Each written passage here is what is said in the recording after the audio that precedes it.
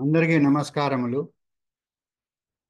ఈరోజు మనం దర్శనార్స్ అనే టాపిక్ మీద ఇంకొక అది వరకు ఒక క్లాస్ అయింది. ఇంకో క్లాస్ ఈరోజు చేద్దాము. సిఎస్ఆర్ ప్రభు గారు తీసుకుంటారు. ఆయన వచ్చేలాగా మనము ఆ, నేషనల్ సాంగ్ వందే మాతరము తర్వాత ప్రార్థన పూర్తి చేసుకుందాం. వసుంధర గారు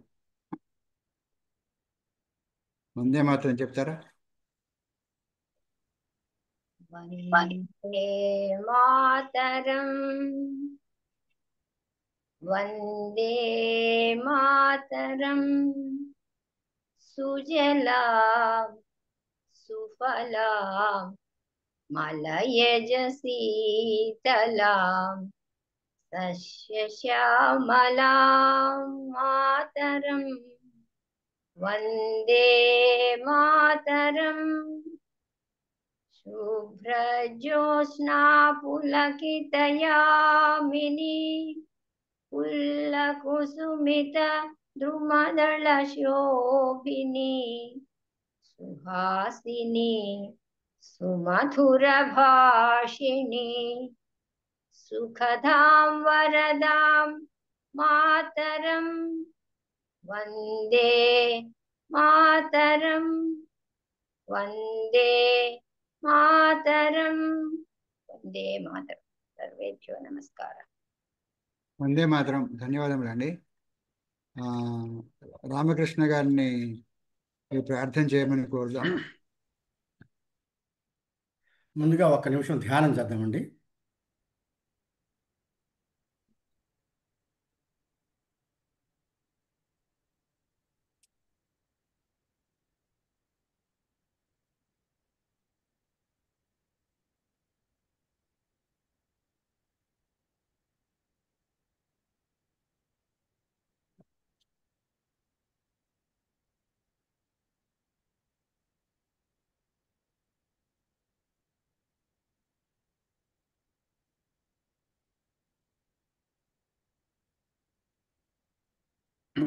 మూడు సార్లు ఓంకారం చేద్దామండి.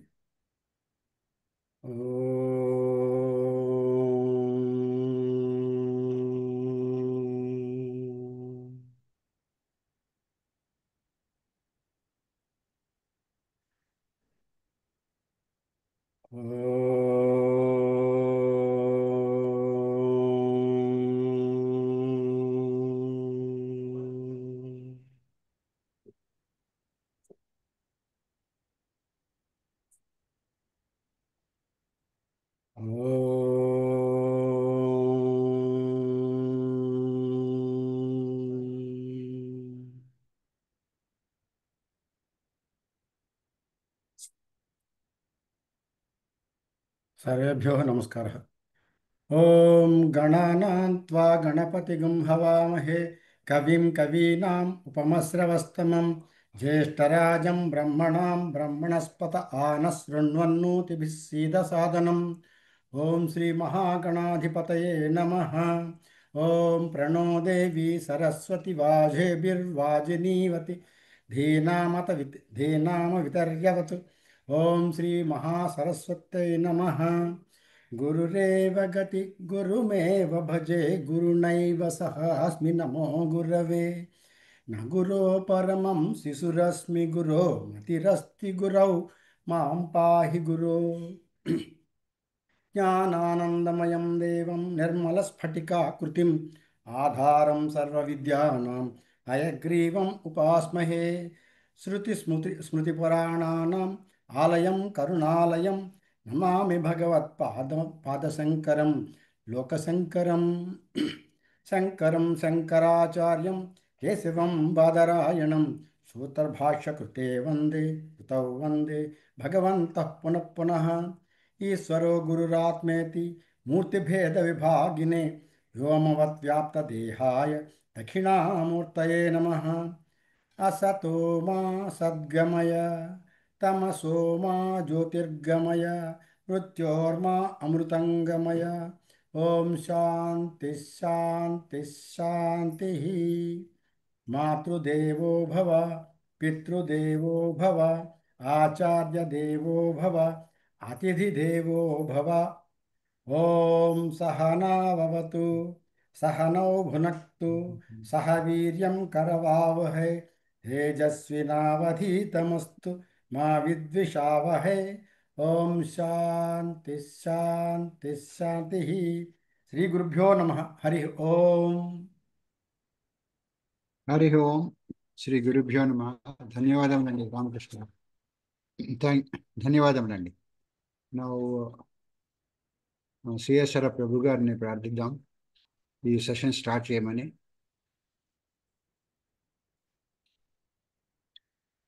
ఓం నమో బ్రహ్మాదిభ్యో బ్రహ్మ విద్యా సంప్రదాయకర్తృభ్యో వంశ ఋషిభ్యో మహద్భ్యో నమో గురుభ్యః.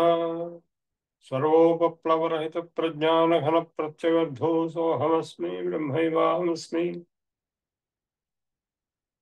మనము ఇంతకు ముందు దర్శనాల్లో ఒకసారి చర్చించుకున్నాము. ఈరోజు మళ్ళా కొంచెం లోతుగా ఈ దర్శనముల తత్వజ్ఞానాన్ని ఆకళింపు చేసుకోవడానికి ప్రయత్నం చేద్దాం. మొత్తం 24 దర్శనాలు ఉన్నాయి. సర్వదర్శన సముచ్చయం అని ఒక గ్రంథం ఉంది. సాయణుడి అన్నగారు మాధవుడు, సాయణుడు మాధవుడు అన్నదమ్ములు. అందులో ఆ మాధవుడే విద్యారణ్యుడై శృంగేరి మఠపీఠాధిపతి అయి విజయనగర సామ్రాజ్యాన్ని స్థాపించిన మహా మనీషి. ఆ సాయణ భాష్యం వేదాలకి చాలా ప్రసిద్ధమైంది. అంటే వినియోగం మటుకు తత్వజ్ఞానం కాదు. ఈ తత్వజ్ఞానం గురించి చెప్పేవి 24 దర్శనాలు ఉన్నాయి. అందులో నాస్తిక దర్శనాలు, ఆస్తిక దర్శనాలు 2 రకాలు. నాస్తిక దర్శనాల్లో మొట్టమొదటిది చార్వాక మతము, లౌకాయత మతము, జాబాలి మతము. ఇవి నాస్తికంలో. బౌద్ధము, జైనం కూడా నాస్తికం. అంటే ఈ విశ్వము, ఈ జీవుడు అంటే నేను అనే జీవుడు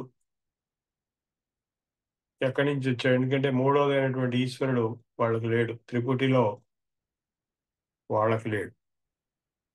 కేవలం జగత్తు, జీవుడు ఇద్దరే ఉన్నారు. అంటే ప్రకృతి, జీవుడు. సైన్స్, ఎథిజం, కమ్యూనిజం, సోషలిజం కూడా అటువంటివే నాస్తిక దర్శనాలు. సో వాళ్ళలో ఉన్నటువంటి ముఖ్యమైనటువంటి విషయం ఏంటంటే ఈ జగత్ ఎట్లా వచ్చింది, సృష్టి ఎలా వచ్చింది, సృష్టికర్త ఉన్నాడా, ఉంటే ఎవరు, సృష్టికర్త లేడనేటైతే సృష్టి స్వయంగా వచ్చింది అనడానికి వాళ్ళకి ఆధారాలు కొన్ని ఉన్నాయి. కాబట్టి వాళ్ళు సృష్టికర్తను ఒప్పుకోరు, ఈశ్వరుణ్ణి ఒప్పుకోరు. అదే ఇప్పుడు ఆధునిక కాలంలో యూదులు, క్రైస్తవులు, మహమ్మదీయులు కూడా వాళ్ళ సిద్ధాంతాలు వాళ్ళకు ఉన్నాయి. అనేక విభేదాలు వాళ్ళకు ఉన్నప్పటికీ వాళ్ళ సిద్ధాంతాల ప్రకారం వాళ్ళు ఆ 3 ఆస్తిక సిద్ధాంతాలు. ఆశ్చర్యం ఏంటంటే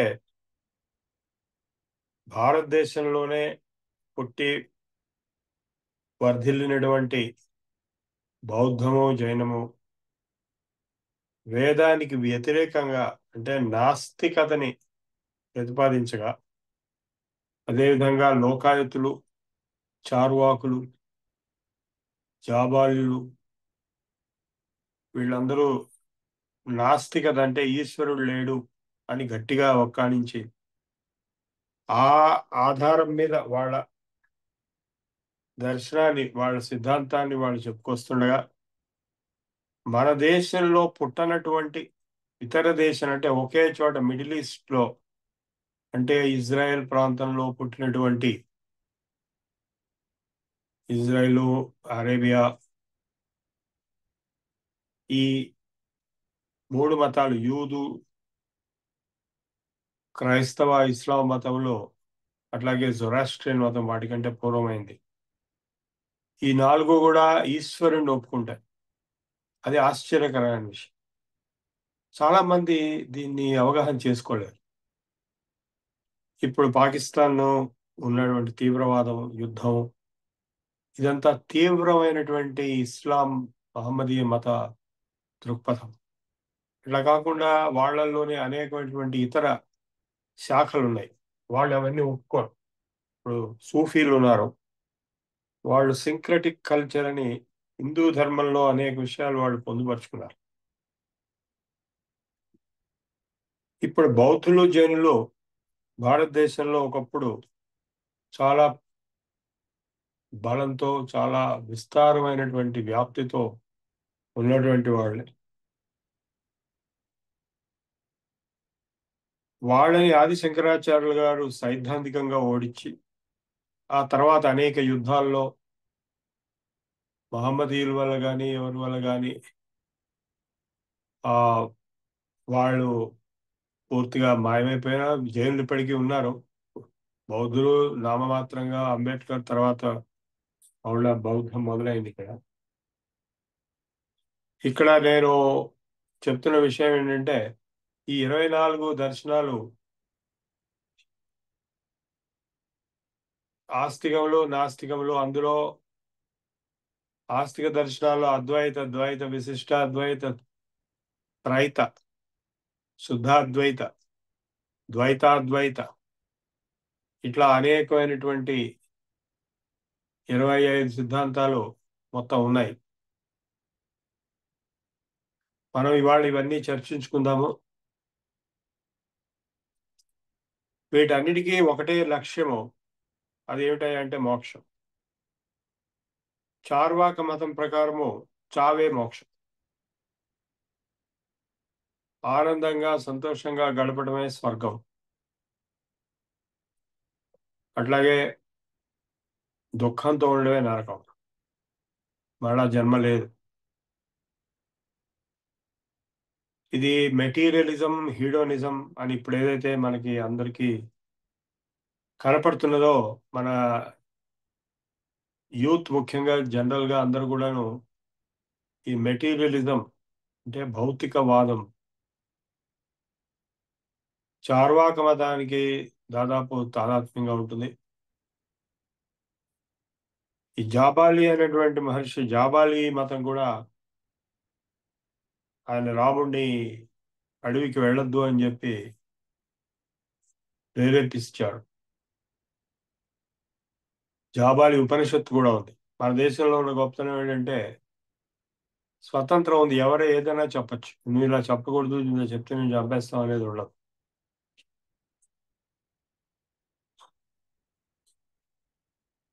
సో ఈ చార్వాక మతం ఫర్ ఎగ్జాంపుల్ చావే మోక్షము, అప్పు చేసి పప్పుకూడు తినరా నరుడా, రుణం కృత్వా ఘృతం పిబా, ఇలాంటి అంటే enjoy, drink, dance and enjoy and die అనేది ఒక విధంగా నిజమే అనిపించవచ్చు కొంతమందికి.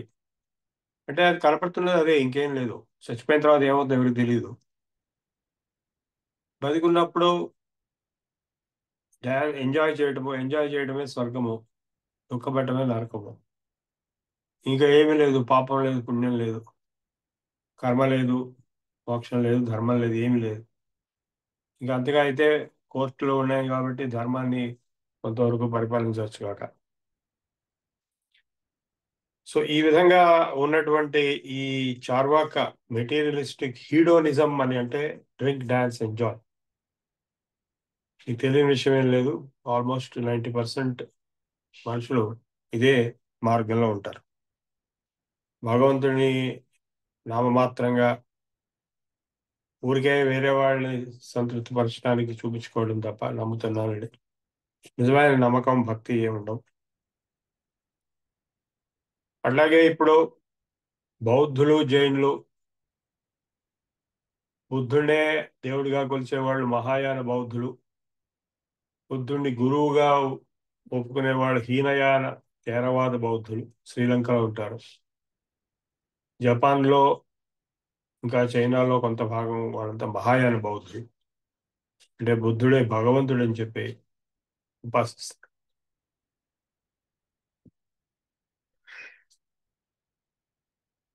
ఆది శంకరాచార్య గారు వచ్చి వీళ్ళందరినీ ఖండించి జయించి అద్వైత సిద్ధాంతాన్ని నిలబెట్టడం అనేది మనం ఇప్పుడు సెకండ్ పార్ట్ లో చెప్పుకుందాం. ఈరోజు వారి జయంతి నిన్ననే జరిగింది, మొన్న జరిగింది. ఇప్పుడు ఏంటంటే ఈ ఈ జగత్ ఏమిటి, నేనెవరిని, భగవంతుడు ఉన్నాడా లేడా, భగవంతుడు ఉంటే ఎవరు, ఏం చేస్తాడు భగవంతుడు, లేకపోతే ఏ ప్రాబ్లం లేదు, ఏమేం చేస్తాడని చెప్పట్లేదు, ఉంటే మటుకు ఏం చేస్తాడో చెప్పాల్సి వస్తుంది. సో ఇలాంటి ప్రశ్నలకి సమాధానం చెప్పేవి ఈ దర్శనాలు. ఇప్పుడు ప్రత్యక్ష ప్రమాణం ఒకటే ఒప్పుకున్నప్పుడు, అంటే ఏది కళ్ళకు కనపడుతున్నదో అదే నిజము, కనపడింది నిజం కాదు అనే సిద్ధాంతంతో ఎవరైతే ఉంటారో వాళ్ళు ఈ చార్వాక మతానికి సంబంధించి ఉంటారు. అంటే ఇప్పుడు కళ్ళ కనపడేవన్నీ నిజం అనుకోవడం చాలా అమాయకత్వం. ఇప్పుడు చందమామ అప్పడం సైజులో కనబడతాడు మనకి. చందమామ రావే జాబిలి రావే అని పిల్లలకి పాటలు నేర్పుతాం. నిజంగా చందమామ అప్పడం సైజులో ఉన్నాడా? కళ్ళకి అంతే కనపడుతున్నాడు కదా. అదే సైన్స్ ప్రకారం అదొక పెద్ద గోళం, అది భూమిలో ఒక భాగం లాంటిది, అంత పెద్దది. అక్కడికి వెళ్ళి మన వాళ్ళు ల్యాండ్ అయి కూడా వచ్చారు అని చెప్తే కళ్ళకు కనపడదు. అది టీవీలో చూస్తే కనపడవచ్చు కొంతవరకు. అది కేవలం అనుమాన ప్రమాణం, అంటే ఇన్ఫరెన్స్.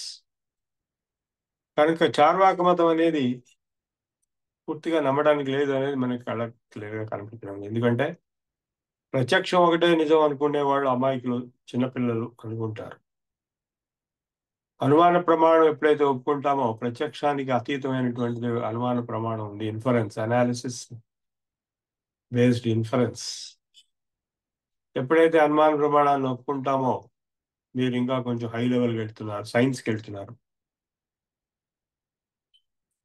అది కాకుండా మూడవది అయినటువంటి శబ్ద ప్రమాణం, అంటే మనకి ఈ రెండిటికి అతీతమైనవి విషయాలు ఏవైతే ఉన్నాయో, అంటే భగవతత్వము కానీ, బ్రహ్మజ్ఞానం కానీ, చావు తర్వాత ఏం జరుగుతుందని కానీ, ఆత్మ ఉందా లేదా, ఆత్మతత్వం కానీ, ఇలాంటి తెలియనిటువంటి కళ్ళకు ఇంద్రియములకి అగోచరమై మన అనాలిసిస్కి ఇన్ఫరెన్స్కి కూడా అతీతమైనటువంటివి, అంటే చావు తర్వాత ఏమవుతుంది, మళ్ళా జన్మ ఉందా లేదా, ఆత్మ ఉందా లేదా, జీవాత్మ ఒక శరీరం నుంచి ఇంకో శరీరానికి వెళ్తుందా లేదా, అట్లాగే భగవంతుడు పరమాత్మ ఉన్నాడా లేడా, సృష్టికర్త ఉన్నాడా లేడా, ఇలాంటి ప్రశ్నలకి జవాబు ప్రత్యక్ష ప్రమాణంతో దొరకడం అసంభవం, అనుమానం ప్రమాణంతో కూడా దొరకడం అసంభవం. ఎందుకంటే అనుమాన ప్రమాణానికి ప్రత్యక్ష ప్రమాణానికి చాలా దగ్గరి అవినాభావ సంబంధం ఉంది. ప్రత్యక్ష ప్రమాణంలో కనపడిన విషయాలనే అనుమాన ప్రమాణంలో వివరణ చేసి, విశ్లేషణ చేసి మనం ఒక కంక్లూషన్కి వస్తాం. ఇప్పుడు ఇవి కాక శబ్ద ప్రమాణం అని ఎప్పుడైతే ఒప్పుకుంటామో, అంటే ఒక శృతి ప్రమాణం, అంటే శబ్దం అంటే ఆప్త వాక్యము, ఒక వేరే వాక్యం ఉంది అంటే అది వేదం ఉంది, దానిలో ఏం చెప్పారో అది ఒప్పుకోవాల్సి వస్తుంది. మనకి ప్రత్యక్షంగా తెలియదు, అనుమానం కూడా మనకి అయ్యే పని కాదు. అంటే ఇప్పుడు డాక్టర్ దగ్గరికి వెళ్ళాము, మనకి ప్రత్యక్షంగా తెలిసింది ఒకటే, ఫలానా సమస్య, నాకు ఫలానా చోట బాధ, ఫలానా నొప్పి, ఫలానా ఫలానా అని మనకు తెలిసిన మటుకే మనం చెప్తాం. కానీ ఆ డాక్టరు తన స్వంత జ్ఞానంతో అనుమాన ప్రమాణం ఉపయోగించి, ఇంకా అదేమంటే రిఫరెన్స్ మెటీరియల్స్, అంటే శబ్ద ప్రమాణం, రిఫరెన్స్ బుక్స్, టెక్స్ట్ బుక్స్, ఇవన్నీ కూడా చూసి చివరికి ఒక నిర్ధారణకి వచ్చి, నీకు ఇదిగో ఈ మందు వేసుకుంటే నీకు ఈ రోగం తగ్గుతుంది అని చెప్తాడు. చెప్పినప్పుడు అది మనకి అది శబ్ద ప్రమాణం కింద తీసుకోవాల్సి వస్తుంది. ఎందుకంటే మనకే ఆ సబ్జెక్ట్ రాదు, మనకి అనాటమీ రాదు, ఫిజియాలజీ రాదు, ఫార్మకాలజీ రాదు, బయోకెమిస్ట్రీ రాదు, మాలిక్యులర్ బయాలజీ రాదు. కాబట్టి ఆ డాక్టర్ ఏం చెప్తే అది తూచా తప్పకుండా, ఈ మందు నువ్వు తూచా తప్పకుండా వేసుకుంటే దీన్ని నీకు ఫలితం వస్తుంది, లేకపోతే నువ్వు బాధపడతావు అంటే మనం తప్పనిసరిగా చేస్తున్నాం ఆ డాక్టర్ చెప్పినట్టు. ఇదే శబ్ద ప్రమాణానికి ఒక ఉదాహరణ కింద నేను చెప్తున్నాను. అంటే మనకి అతీతమైనటువంటి, మనకి ఊహకు అందనటువంటి, మన విశ్లేషణకి అందనటువంటి, మన ప్రత్యక్షానికి ఇంద్రియములకి అందనటువంటి విషయాల గురించి చర్చ వచ్చినప్పుడు అది శబ్ద ప్రమాణాన్ని మనం ఒప్పుకొని తీరాలి అని చెప్పి. కాబట్టి శబ్దం అంటే వేదం అని, ఉపనిషత్తులని, శృతి, అట్లాగే స్మృతి ప్రమాణం భగవద్గీత అని ప్రమాణం కింద తీసుకొని మనం ఒప్పుకోవాల్సి వస్తుంది, వాటిని ఫాలో అవ్వాల్సి వస్తుంది. చార్వాకులు లోకాయుతులు ఒప్పుకోరు. చార్వాకులు లోకాయుతులు జాబాలు అంటే ఈ శబ్ద ప్రమాణాన్ని ఒప్పుకోరు. బౌద్ధులు కూడా వేద ప్రమాణాన్ని, శృతి ప్రమాణాన్ని ఒప్పుకోరు. జైనులు కూడా ఒప్పుకోరు. సో వాళ్ళు ఏంటంటే ఎంతసేపు ప్రత్యక్షం అనుమానం మీద ఆధారపడి తదనుగుణంగానే వాళ్ళ జీవితాన్ని వాళ్ళు మర్చుకోవాలని ప్రయత్నం చేస్తారు. బౌద్ధులు మటుకు కొంతవరకు యోగాభ్యాసాన్ని, జైనులు కూడాను యోగాభ్యాసం అని సాధన చేస్తారు. ఆత్మస్థితి, సమాధి స్థితిని కూడా పొందినవాడు బుద్ధుడు.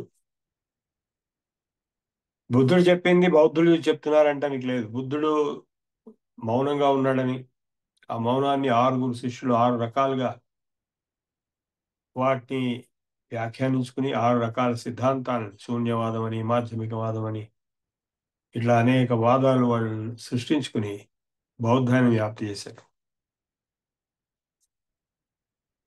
ఇప్పుడు ఇక్కడ ఏంటంటే ఒక గుడ్డి నమ్మకం కాకుండా ఒక వివేచనతో, ఒక అనాలిసిస్తో, ఒక ఆర్గ్యుమెంట్తో ఒక కంక్లూషన్కి వచ్చి దాన్ని బట్టి జీవితాన్ని గడపడం అనేది ఈ దర్శనాల యొక్క ముఖ్యమైన సారాంశ ప్రక్రియ. ఇప్పుడు ఈ దర్శనాల్లో బౌద్ధం, జైనం అన్నింటిలో కూడాను ధర్మం అనేది చాలా ఇంపార్టెంట్. అట్లాగే యోగం అనేది కూడా ఉంది. సో ధర్మం, యోగం, ధర్మయోగం అనేది నేను దాన్ని డెవలప్ చేశాను, మీకు దాని గురించి చెప్తాను. Common framework for various philosophical doctrines and religions and science also. Science is atheism, కానీ సైన్స్లో కూడా ధర్మం అనేది ఉంది. ధర్మాన్ని బట్టే గ్రావిటేషన్ లా ఇవన్నీ కూడా ఉన్నాయి. అది ధర్మం అని చెప్పేటైతే ధర్మాన్ని అందరూ ఒప్పుకోక తప్పదు. కనీసం చట్టం కింద, చట్టం అంటే శాస్త్రము, ధర్మశాస్త్రాన్ని చట్టము అని తెలుగు, శాస్త్రం ప్రకృతి చట్టము అని నేను ఒక కామన్ ఫ్రేమ్వర్క్ ఒకటి డెవలప్ చేశాను. Acceptable to for all religions and doctrines and perspectives, దర్శనస్. ధర్మాన్ని అందరూ ఒప్పుకుంటారు, యోగాన్ని అందరూ ఒప్పుకుంటారు. ఆత్మ, పరమాత్మ, భగవంతుడు అందరూ ఒప్పుకోరు, కొందరే ఒప్పుకుంటారు. అయినా ధర్మం, యోగం రెండు అందరూ ఒప్పుకుంటారు. ఇప్పుడు ఆస్తిక దర్శనాలైనటువంటి 6 సాంఖ్య, యోగ, న్యాయ, వైశేషిక, మీమాంస, వేదాంత మనం ఆల్రెడీ పోయిన ఉపన్యాసంలో చర్చించుకున్నాం. ఈరోజు కొంచెం లోతుగా ఆఖరిదైనటువంటి వేదాంత దర్శనంలోకి వెళ్దాం. ఈ వేదాంతం అనే శబ్దము, వేదానికి అంతము అనే శబ్దము ఉపనిషత్తులకు వర్తిస్తుంది. ఉపనిషత్తులు మనం ఆల్రెడీ స్టడీ చేసాం. 108 ఇప్పుడు ఉన్నాయి, ఇంతకుముందు 1138 ఉండేవి. ఈ ఉపనిషత్తులు వేదానికి అంతభాగం అంటే మొదటి భాగం సంహిత అని, రెండో భాగం బ్రాహ్మణం అని, మూడో భాగం అరణ్యకం అని, నాలుగో భాగం ఉపనిషత్తు అని. అరణ్యాల్లో చర్చించుకున్న విషయాల్ని సూత్రప్రాయంగా ధృవీకరించి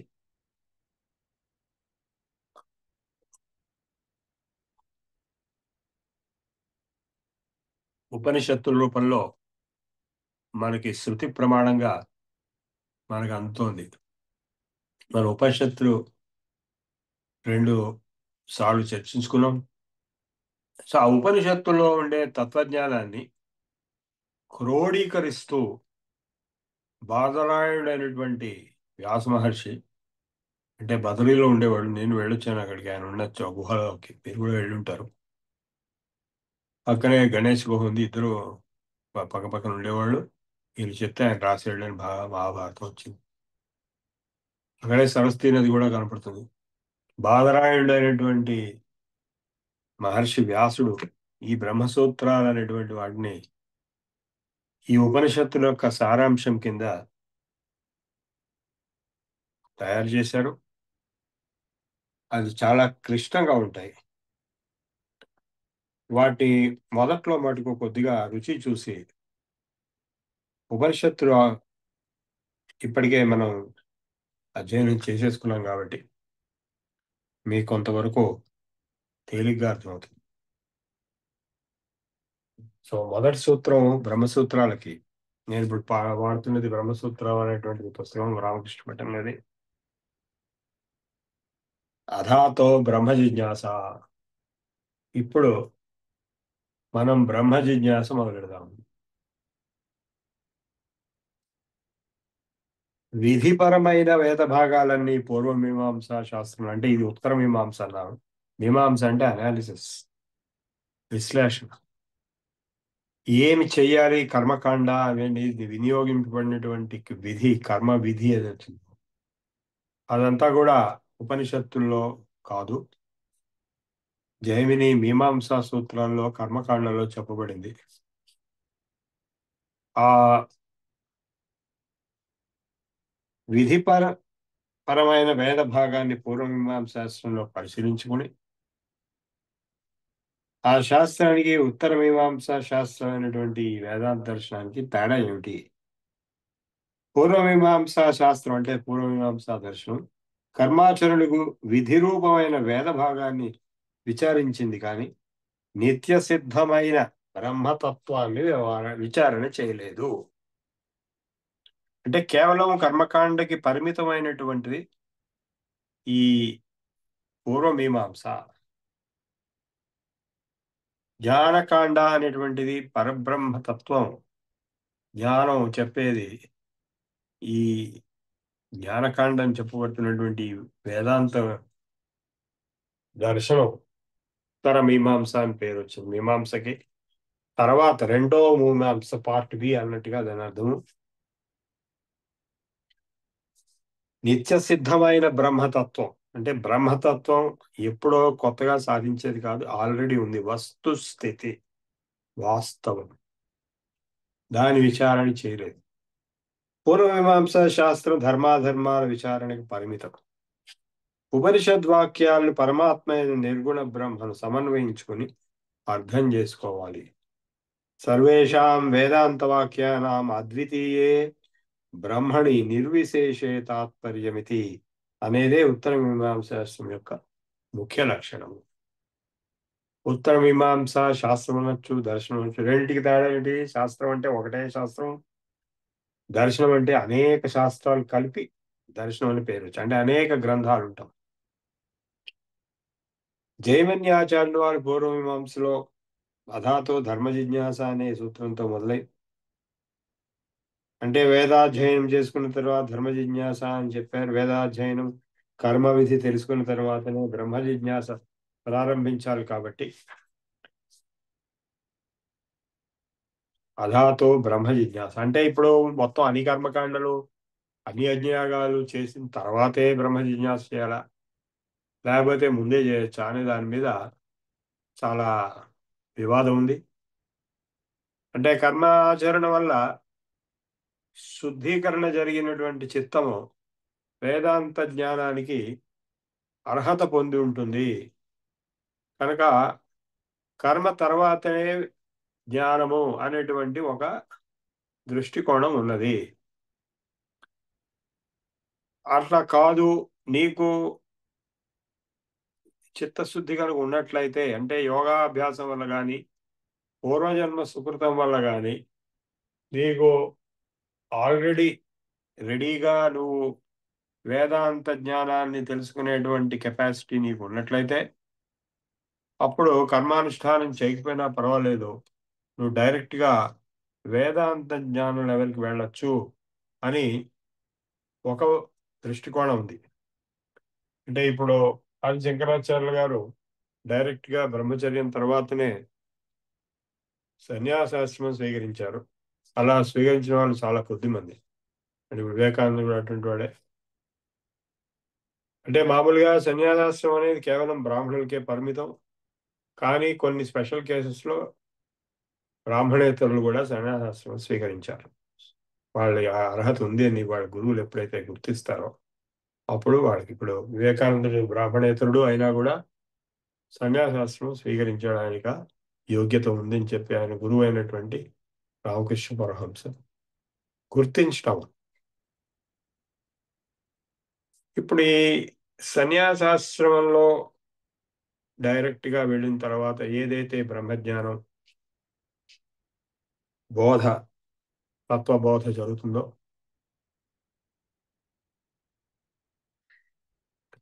దానివల్ల మోక్షం, జ్ఞానాన్ముక్తి.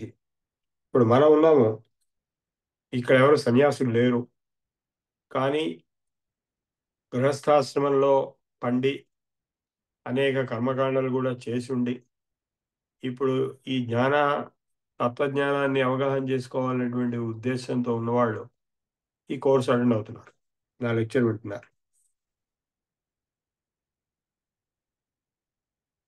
కనుక ఈ జ్ఞానాన్ని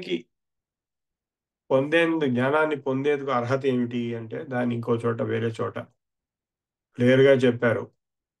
4 సాధన చతుష్టయ సంపత్తి. ఆ 4 ఏమిటి? ఫస్ట్ శమదమాది షట్క సంపత్తి, 6 లక్షణాలు: శమము, దమము, తితిక్ష, ఉపరతి, శాంతి, సమాధానం. ఆ సమాధానం అనే దాంట్లో సమాధి అనే మీనింగ్ కూడా ఉంది. ఈ 6 షట్కములు, శమదమాది షట్క సంపత్తి, ఈ 6 కాక నిత్యానిత్య వస్తు వివేకము, ఏది నిత్యము ఏది అనిత్యము అని వివేచన చేసి ఆ వివేక జ్ఞానంతో నిత్యాన్ని గుర్తించి అనిత్యాన్ని గుర్తించిన నిత్యానిత్య వస్తు వివేకం. అంటే కనపడే దృశ్య ప్రపంచం అంతా కూడా అనిత్యము, ఏ వస్తువు నిత్యం కాదు. నిత్యమైన పదార్థం ఉంటే అది బ్రహ్మ పదార్థము, భగవంతుడు అనేటువంటి వివేచన, జ్ఞానము, వివేకం, నిత్యానిత్య వస్తు వివేకం. ఇహాముత్ర ఫల భోగ విరక్తి, ఎటువంటి భోగాల మీద, ఫలాల మీద, అంటే నాకు ఇది కావాలి, నాకు అది కావాలి అనేటువంటి కోరికలు లేకుండా, ఇహ అంటే ఇహలోకంలో, పర అంటే పరలోకంలో భోగములు కావాలి అనేటువంటి కోరిక లేకుండా, రక్తి లేకుండా ఉండటం, వైరాగ్యం ఏదైతుందో అది 3వది సాధన చతుష్టయ సంపత్తులు. 4వది ముముక్షత్వం, మోక్షం కావాలి. అంటే ఈ సంసార చక్రంలో పడి కొట్టుకుంటున్నాం, అనేక బాధలు దుఃఖాలు అనుభవిస్తున్నాము జన్మ ఎత్తి. జన్మ దుఃఖం, జరా దుఃఖం, జాయా దుఃఖం, పునః పునః సంసారం సాగరం దుఃఖం. మళ్ళా జన్మ వస్తే మళ్ళా ఇవన్నీ అనుభవించాలి, అనేక కష్టాలు అనుభవించాము. నేను నా జీవితంలో అనేక కష్టాలు, చెప్పలేనటువంటి కష్టాలు అనుభవించాను. ఇప్పటికే అనుభవిస్తున్నాం కొన్ని కష్టాలు, ఇంకా ఎక్కువ అనుభవించాం. మీరు కూడా ఏదో అనుభవించే ఉంటారు. మీరు అనుభవించిన కష్టాలు అనుభవించిన వాడు ఈ ప్రపంచంలో ఎవడు ఉండడు. జన్మ వచ్చిందంటే కష్టం ఉంటుంది, దుఃఖం ఉంటుంది. మళ్ళా జన్మ వస్తే మళ్ళా కష్టం, దుఃఖం. ఎందుకు? మాకు జన్మలు వద్దు, జన్మరాహిత్యం కావాలి, మోక్షం కావాలి. అది కామన్ సెన్స్. ఆ మోక్ష కావాలి అనేటువంటి కోరికే ముముక్షుత్వం. ఈ 4 ఎవరికైతే ఉంటాయో బాగా గట్టిగా, అంటే దాన్ని ఉపదేశ సహస్రలో ఆదిశంకరులు ఇంకో విధంగా కూడా చెప్పారు. చక్త విక్త పుత్ర శాస్త్రేషణస్య పరమహంస పరివ్రాజకస్య. ఎవరికి వేదాంత జ్ఞాన అర్హత ఉంది అంటే, ఎటువంటి ఈషణ అంటే అటాచ్మెంట్, ఆసక్తి, క్రేజు, క్రేవింగు, పుత్రుల మీద అంటే సంతానం, కుటుంబం మీద, విత్తం డబ్బు మీద, అట్లాగే శాస్త్రం మీద కూడా, ఇది నేను చెప్పేదే కరెక్ట్, నువ్వు చెప్పేది తప్పు అనేది అయితే ఈషణ ఉంటుందో అది శాస్త్రేషణ అంటారు. సో త్యక్త పుత్త శాస్త్ర విత్త విత్త పుత్ర శాస్త్రేషణస్య పరమహంస పరివ్రాజకస్య సన్యాసి అయిన వాడు, సన్యాసుల్లో అనేకమైనటువంటి లెవెల్స్ ఉంటాయి. పరమహంస లెవెల్, హయ్యర్ లెవెల్, ఆ స్థితికి వెళ్ళినవాడు వాడికి మటుకే వేదాంత జ్ఞాన ఉపదేశ అర్హత ఉన్నది, అంటే మహావాక్య జ్ఞాన ఉపదేశ అర్హత ఉన్నది అని చెప్పి ఆదిశంకరులు సెలవిచ్చారు. అవి ఎంతో కొంత మనకు ఉంటే గాని మనకి ఎటువంటి అర్హత లేదు ఈ జ్ఞానాన్ని పొందడానికి. పూర్తిగా ఉంటే పూర్తి ఫలం వస్తుంది, ఎంత తక్కువ ఉంటే అంత తక్కువ ఫలం వస్తుంది. రెండో సూత్రం బ్రహ్మసూత్రాల్లో జన్మాద్యస్యత, మొదట చెప్పింది అధాతో బ్రహ్మ జిజ్ఞాస, బ్రహ్మతత్వాన్ని తెలుసుకోవటం, జిజ్ఞాస ఉండడం అనేది ఇప్పుడు మొదలెడుతోంది, అంటే జిజ్ఞాసతో మొదలెడుతున్నాము. జన్మాద్యస్యత, బ్రహ్మ అంటే ఎవరు అన్నప్పుడు యతో వా ఇమాని భూతాని జాయంతే ఏన జాతాని జీవంతి యస్మిన్ ప్రవిశంతి తద్బ్రహ్మ అనేటువంటి శృతి వాక్యంతో తెలిసేది ఏంటంటే, బ్రహ్మం అంటే భగవంతుడు. ఎవరి నుంచి ఈ సృష్టి మొదలవుతున్నదో, ఎవనిచే జనించు జగం, ఎవని లోపల నుండి లీనమై ఎవ్వని ఎందుడిందు, యతోవా ఇమాని భూతాని జాయంతే ఏన జాతాని జీవంతి, ఎవనిలో ఇవన్నీ నిలిచున్నాయో మళ్ళా ఎవనిలో అన్ని కలిసిపోతున్నాయి, ఎవని ఎందు డిందు, పరమేశ్వరుడెవ్వడు, మూల కారణం ఎవ్వడు. ఈ కనపడే కార్యాలన్నిటికీ కారణం ఉంటుంది ఒకటి. ఈ సృష్టి మొత్తము కార్యకారణ సంబంధంతో ఉన్నది. సో కారణానికి వెనక కార్యం ఇంకోటి ఉంటుంది, ఇంకో కారణం ఉంటుంది. అంటే ఒక కార్యం ఉంది, దానికి కారణం ఉంది, అదొక కార్యం. ఆ కార్యానికి ఇంకో కారణం ఉంటుంది, అదొక కార్యం. ఆ కారణానికి ఇంకో కార్యం ఉంటుంది. సో కార్యకారణ సంబంధం విత్తుముందా చిట్టుముందా అన్నట్టుగా వెళ్తున్నప్పుడు మూల కారణం ఒకటి ఒప్పుకోవాల్సి వస్తుంది. సో ఆ మూల కారణం ఎవ్వడు, అనాది మధ్యలయుడెవడు, ఎవరికి ఆది మధ్య అంతం లేదో, మూల కారణమైన వాడికి ఆది మధ్యలయం ఉంటే వాడు కారణమే కాదు, కార్యం అవుతాడు.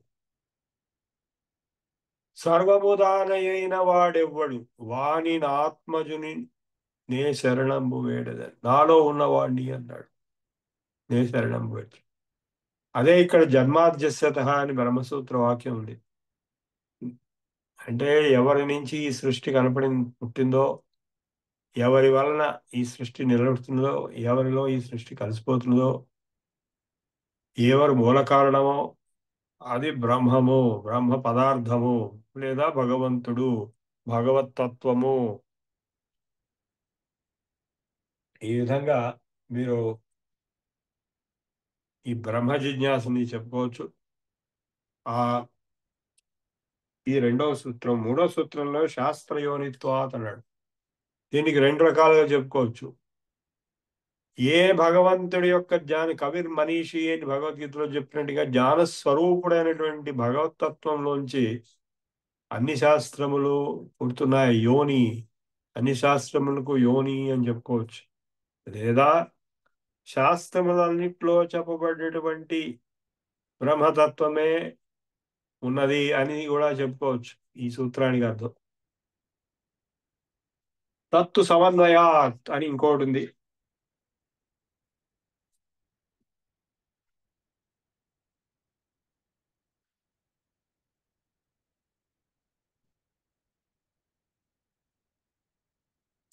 తత్ అంటే బ్రహ్మ పదార్థము. సమన్వయాత్, సమన్వయంతో అంటే అనేక సిద్ధాంతాల యొక్క సమన్వయం. అదే భగవద్గీతలో శృతి విప్రతిపన్నాతే యదా స్థాస్యతి నిశ్చలా సమాధో అచలా బుద్ధి. అనేక శృతులు విని విని విని కన్ఫ్యూజ్ అయిపోయినటువంటి నీ బుద్ధి ఎప్పుడైతే స్థిరతకు వస్తుందో, శృతి విప్రతిపన్నాతే యదా స్థాస్యతి నిశ్చల సమాధౌ, సమాధిలు, అచలా బుద్ధి తదా యోగమవాప్స్యసి అని స్థితప్రజ్ఞ స్థితిని వర్ణించడం జరిగింది. అదే ఇక్కడ ఆ సమన్వయమైనటువంటి రియలైజేషన్ అనేది ఉందో, మీరు కూడా అనేకమంది ఉపన్యాసాలు, అనేక శాస్త్రాలు, అనేకమైనటువంటి వింటూ ఉంటారు, చాలా విన్నారు. జీవితం అంతా విన్నారు, ఇప్పుడు వింటున్నారు. సమన్వయం అనేది మీకు జరగకపోతే మీరు కన్ఫ్యూజ్ స్టేట్లో ఉంటారు. ఆ సమన్వయం అనేది చాలా చాలా ముఖ్యమైనటువంటి ప్రాముఖ్యత ఉన్నటువంటి స్థితి. తత్తు సమన్వయాత్ అని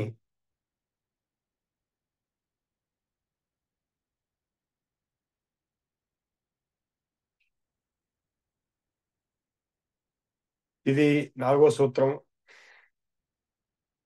తన్నిష్టస్య, దానికి ముందు ఈక్షతే నా శబ్దం,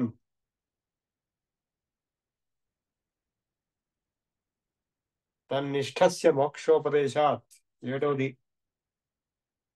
హేయత్వావచనాచ్చ స్వాప్యయాత్ గతి సామాన్యాత్.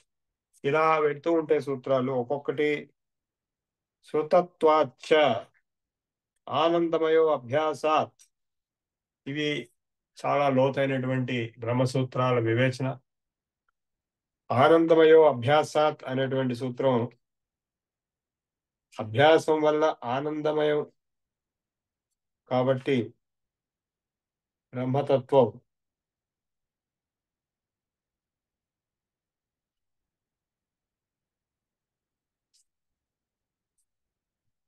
పరమాత్మ లక్షణం కింద చెప్పబడింది.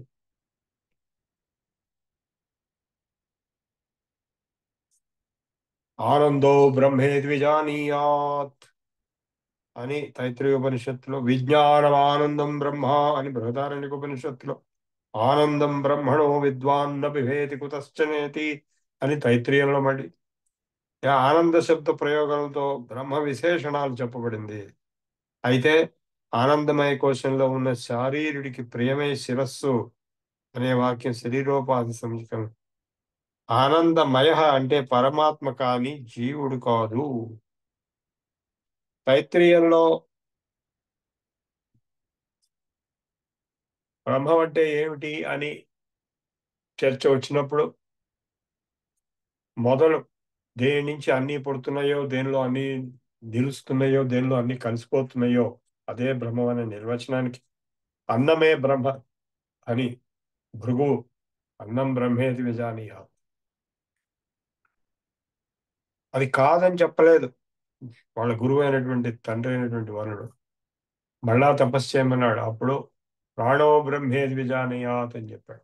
ప్రాణమే బ్రహ్మ, అది కాదని చెప్పలేదు. ఇట్లా పంచకోశాలు, అన్నమయ, ప్రాణమయ, మనోమయ, విజ్ఞానమయ, ఆనందమయ కోశాలు 5 కూడా బ్రహ్మం అనే చెప్పబడ్డాయి. కానీ ఆత్మతత్వం నిర్గుణత్వం నిర్వికారం కాబట్టి ఇవన్నీ వాటి కోశాలు బట్టికే. అన్నిటికంటే లోతైనటువంటి కోశము ఆనందము, అంటే ఆత్మతత్వం ఆనందం. సింపుల్ గా చెప్పాలంటే ఎవరినైనా ఏమండి నువ్వు ఉన్నావా లేదా అని అడిగితే నేను లేను అని ఎవరు చెప్పడానికి వీలేదు. ఫోన్ మీదైనా సరే, ఫోన్లో మీరు హలో అని చెప్పి నే లేను అని చెప్పడానికి వీలు. ఎందుకంటే నే లేను అని చెప్తే చెప్తున్నది ఎవరు అనే ప్రసక్తి వస్తుంది. సో నేనున్నాననే చెప్పాల్సి వస్తుంది, అంటే సత్. తర్వాత నేను ఉన్నప్పుడు నేను చైతన్యంగా ఉన్నానా జడంగా ఉన్నానా అంటే జడంగా ఉంటే ఉన్నానని నాకు తెలియదు కదా, చైతన్యంతోనే ఉన్నానని చెప్పాల్సి వస్తుంది. చిత్. మరి నీ లక్షణం ఏమిటి అంటే మామూలుగా అయితే నా లక్షణం దుఃఖం అండి, నేను ఎప్పుడు ఏడుస్తుంటాను, ఇగో ఇట్లా నన్ను ఇట్లా పలానా వాళ్ళు తిట్టారని కానీ, పలానా వాళ్ళు కొట్టారని కానీ, పలానా సమస్య వచ్చింది కానీ, పలానా డబ్బు కావాలని కానీ, పలానా వేడిగా ఉందని కానీ ఇట్లా ఏడుస్తుంటానని దుఃఖం అనేది నా స్వరూపం అని నేను చెప్పచ్చునా అంటే చెప్పడానికి వీలేదు. దుఃఖం వస్తున్న మాట నిజమే. నా స్వరూపం ఏమిటి అని ప్రశ్న వేసినప్పుడు చిన్నపిల్లలు, బేబీస్, వాళ్ళు ఏమీ తెలియని స్థితిలో కూడా ఆనందంగా ఉంటారు. అంటే ఆ స్వరూపం ఆనందం అని మనం గుర్తించాలి. అంటే ఏడవరని కాదు, ఏడుస్తారు, దుఃఖం వస్తుంది, కానీ అది తాత్కాలికం, ఆగంతుకం. ఆనందం అనేది సహజ స్థితి. కనుక ఈ సత్తు చిత్తు ఆనందం అనేది మన సహజ స్వరూపం, ఆనంద స్వరూపం. ఈ సచ్చిదానంద స్వరూపమైనటువంటి ఈ నేను అనే తత్వం, ఆత్మతత్వం, అది మనం గుర్తించి తెలుసుకోవాలి ఫస్ట్. ఇప్పుడు ఈ మహావాక్యాల గురించి కొంతసేపు మాట్లాడుకుని తర్వాత ఆదిశంకరుల గురించి చర్చించుకుని తర్వాత దక్షిణామూర్తి స్తోత్రం చర్చించుకో. ఈ మహావాక్యములు అనేవి 4 అంటే 5 కూడా చెప్తారు కొందరు. సర్వం ఖల్విదం బ్రహ్మ. బ్రహ్మం అనేది అంటే ఈ కనపడే విశ్వం మొత్తము బ్రహ్మమే. అంటే అనేక రూపాలుగా, అనేక అంశాలుగా, అనేక భాగాలుగా కనపడుతున్నప్పటికీ ఒకటే బ్రహ్మతత్వం అంతటా ఉన్నది. సర్వం ఖలు ఇదం బ్రహ్మ నేహ నానాస్తి కించన. ఏకమేవ అద్వితీయం బ్రహ్మ నేహ నానాస్తి కించన. లేదా ఇంకొక మహావాక్యం ప్రజ్ఞానం బ్రహ్మ. ఇప్పుడు మిగిలిన 3 దాని ఎలా ఇప్పుడు ఈ బ్రహ్మం గురించి కాక ఆత్మ గురించి చెప్పినప్పుడు నేననే తత్వము అయం ఆత్మ బ్రహ్మ అని ఒక దెబ్బ కొట్టేస్తాడు. అంటే ఇందాక నేను చెప్పినటువంటి సచ్చిత్ లక్షణమైనటువంటి నేను అనే తత్వం ఏదైతుందో, రమణ మహర్షి చెప్పినటువంటి నేను అనే తత్వం, అదే భగవంతుడు. అయం ఆత్మ బ్రహ్మ, అదే బ్రహ్మము అని చెప్పి మహావాక్యం మాండూక్యోపనిషత్తు. దానికి కరాలరీగా తత్వమసి. నువ్వు నేనంటే నేను ఒక్కనే కాదు, నువ్వు కూడా తత్వమసి, అది నువ్వై ఉన్నావు. ఆ బ్రహ్మము నువ్వై ఉన్నావు. అహం బ్రహ్మాస్మి, నేను అయి ఉన్నా.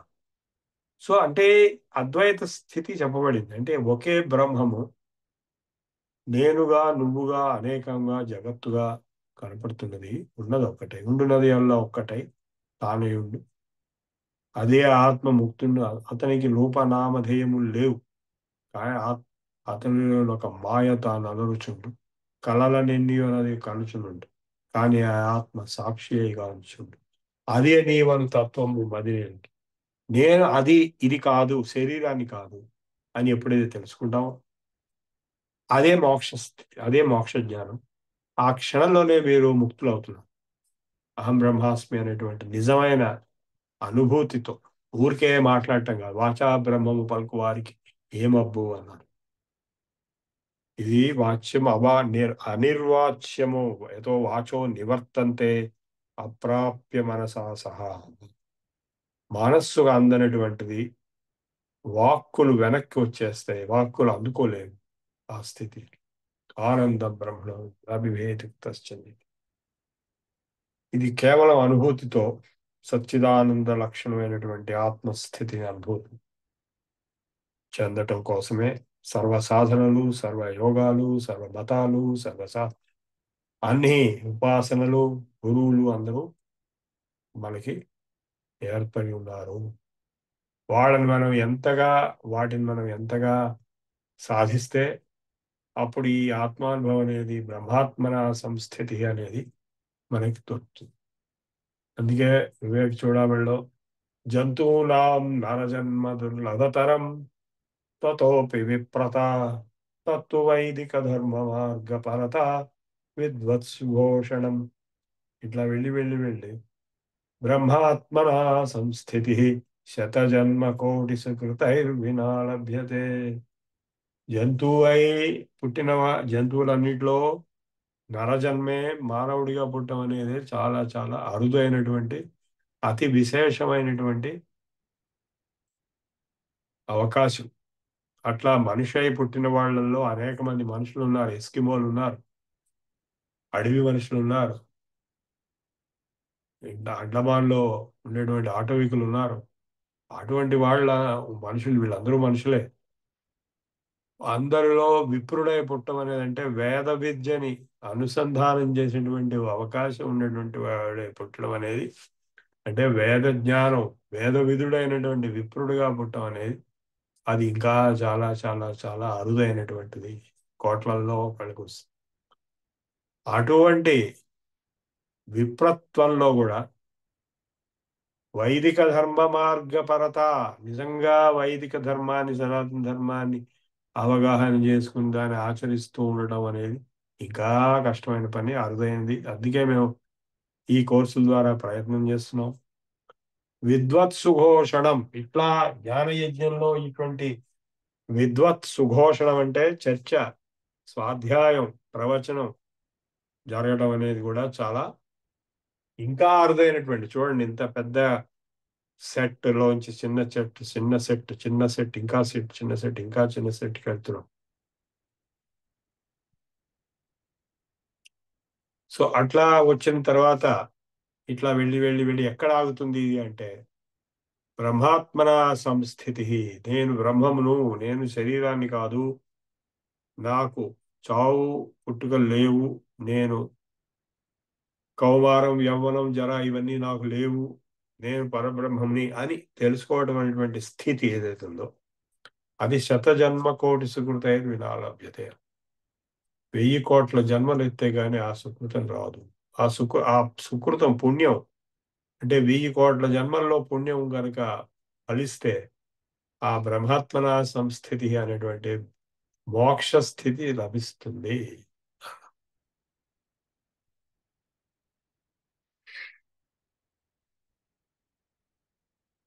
టైం ఎంత ఉండండి ఇంకా?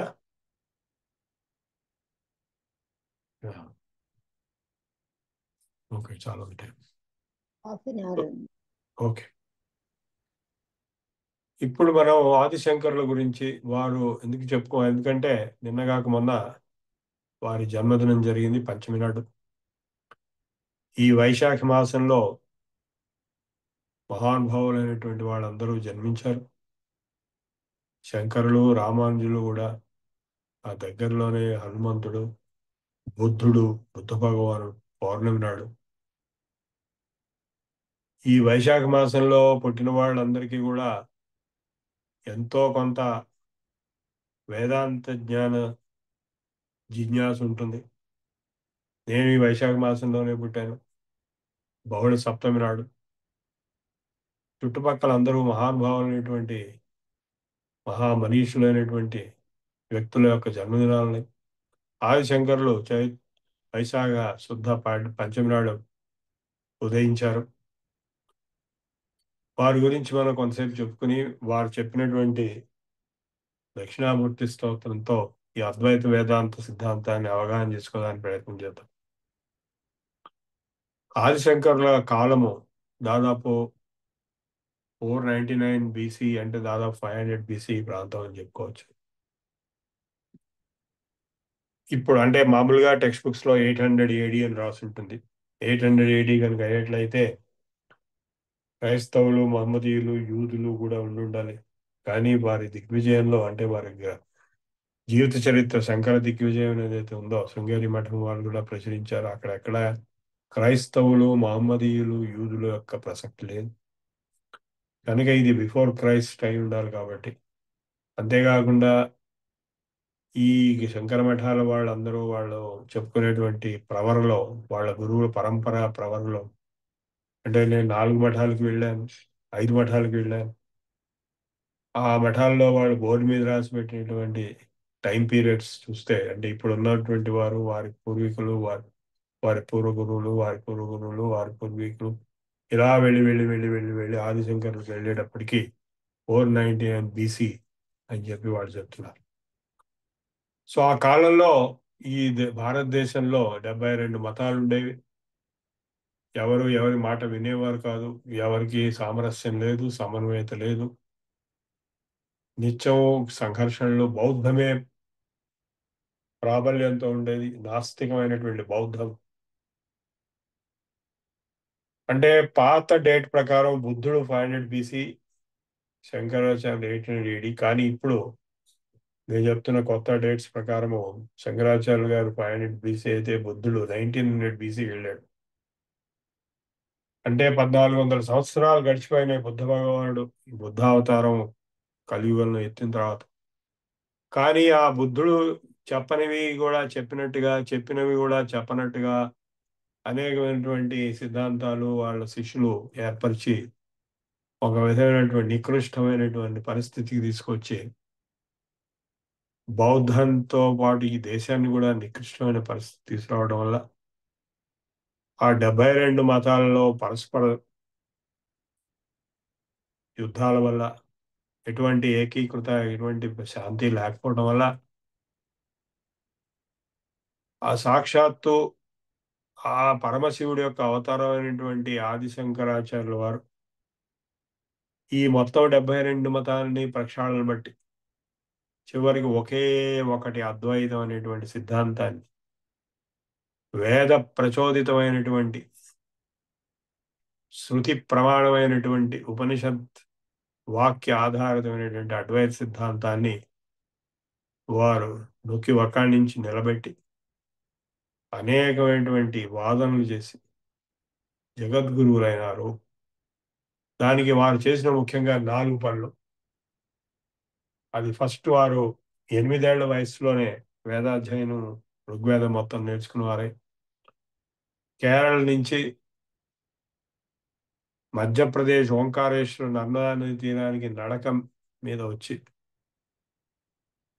ఓంకారేశ్వర గుహ జ్యోతిర్లింగం, దాని పక్కన ఇంకో గుహ ఉంది ఇప్పటికీ. అక్కడ ఉన్నటువంటి వారి గురువు గారు అనేటువంటి గోవింద భగవత్పాద దగ్గరికి వచ్చి, ఎవరు బాబు నువ్వెవరు అని అడిగితే, నేను బ్రహ్మస్వరూపాన్ని, మీరు కూడా బ్రహ్మస్వరూపం అని నాకు తెలుసు, అంతా బ్రహ్మమే అని జవాబు చెప్తే, సరే నువ్వు సరైనటువంటి యోగ్య శిష్యుడు అని ఆయన శిష్యుడి కింద చేర్చుకుని వారి గురువు గారు అయినటువంటి గౌడపాదులు చెప్పినటువంటి మాండూక్య ఉపనిషత్ కారికలో ఉన్న అద్వైత సిద్ధాంతాన్ని శంకరాచార్యులు గారికి బోధించడం వల్ల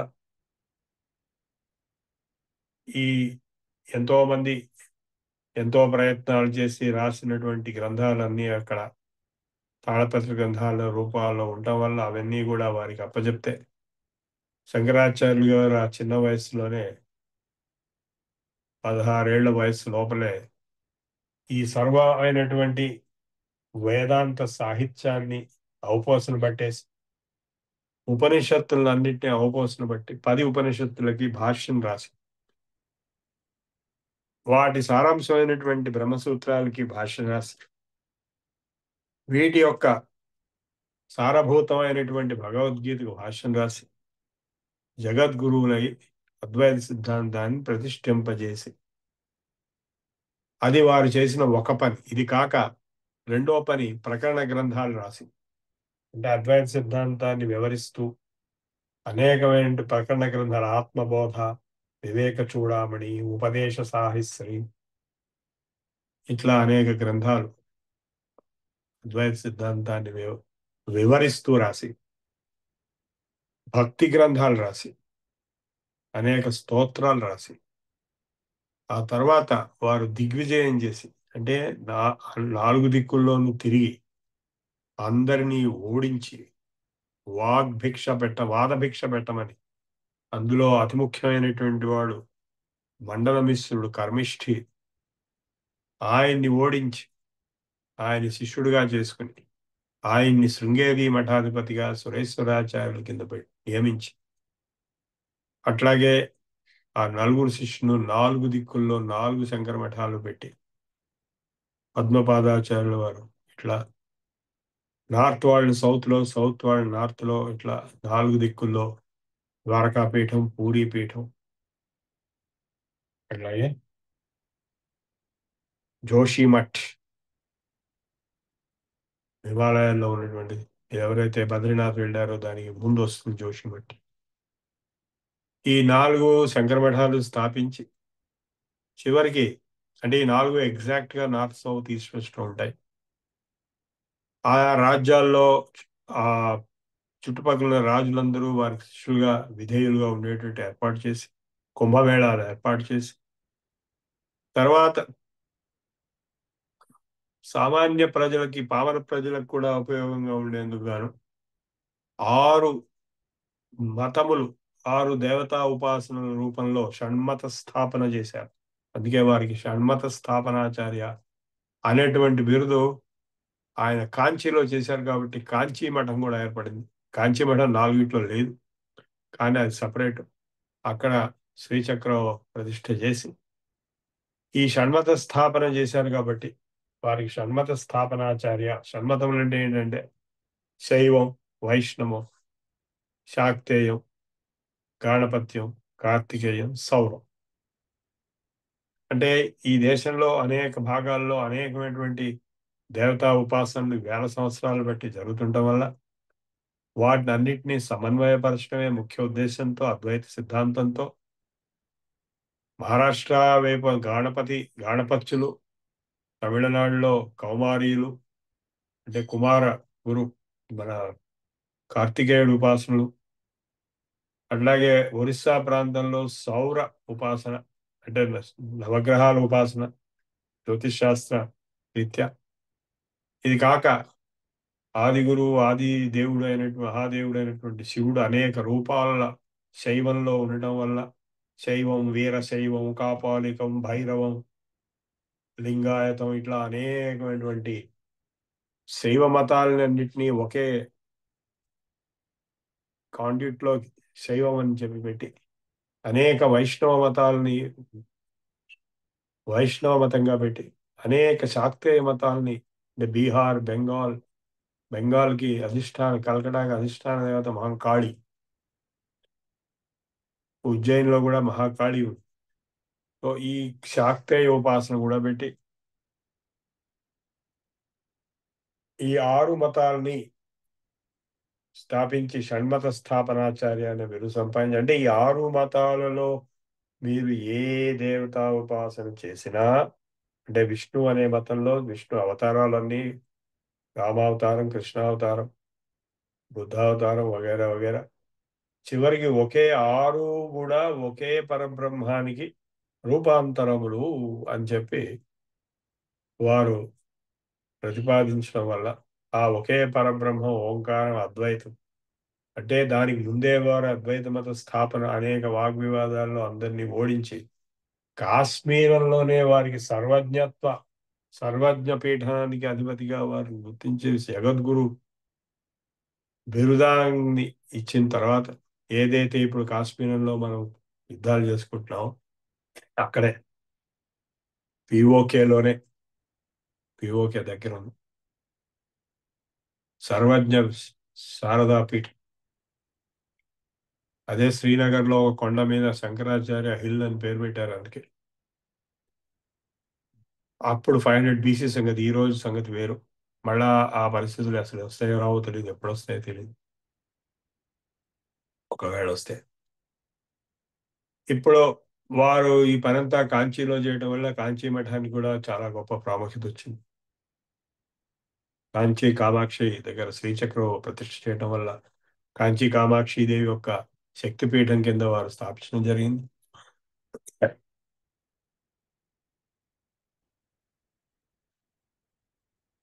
అంటే ఈ రోజు చూసుకుంటే మనకి ముఖ్యంగా వచ్చిన తేడా ఏంటంటే ఈ ఇస్లాము, మహమ్మదీయ మతము, క్రైస్తవము, యూదు మతము ఇవి కొత్తగా వచ్చినాయి. ఈ అద్వైత సిద్ధాంతాన్ని వీళ్ళకు కూడా వర్తింపజేసి వాళ్ళని కూడా కలుపుకోవాలని ఉద్దేశంతో నేను చాలా ప్రయత్నాలు చేశాను. దానికి ఈ మతాల్లో ఉన్నటువంటి మూలభూతమైనటువంటి సిద్ధాంతాలు ఏవైతే ఉన్నాయో ఈ కామన్నెస్ ఏదైతే ఉంది అనేది అంటే ఈక్వల్ కామన్ ఫీచర్స్ అన్ని ఈక్వల్ కాదు, అన్ని మతాలు ఈక్వల్ కాదు, అది నేను క్లియర్గా చెప్తున్నాను.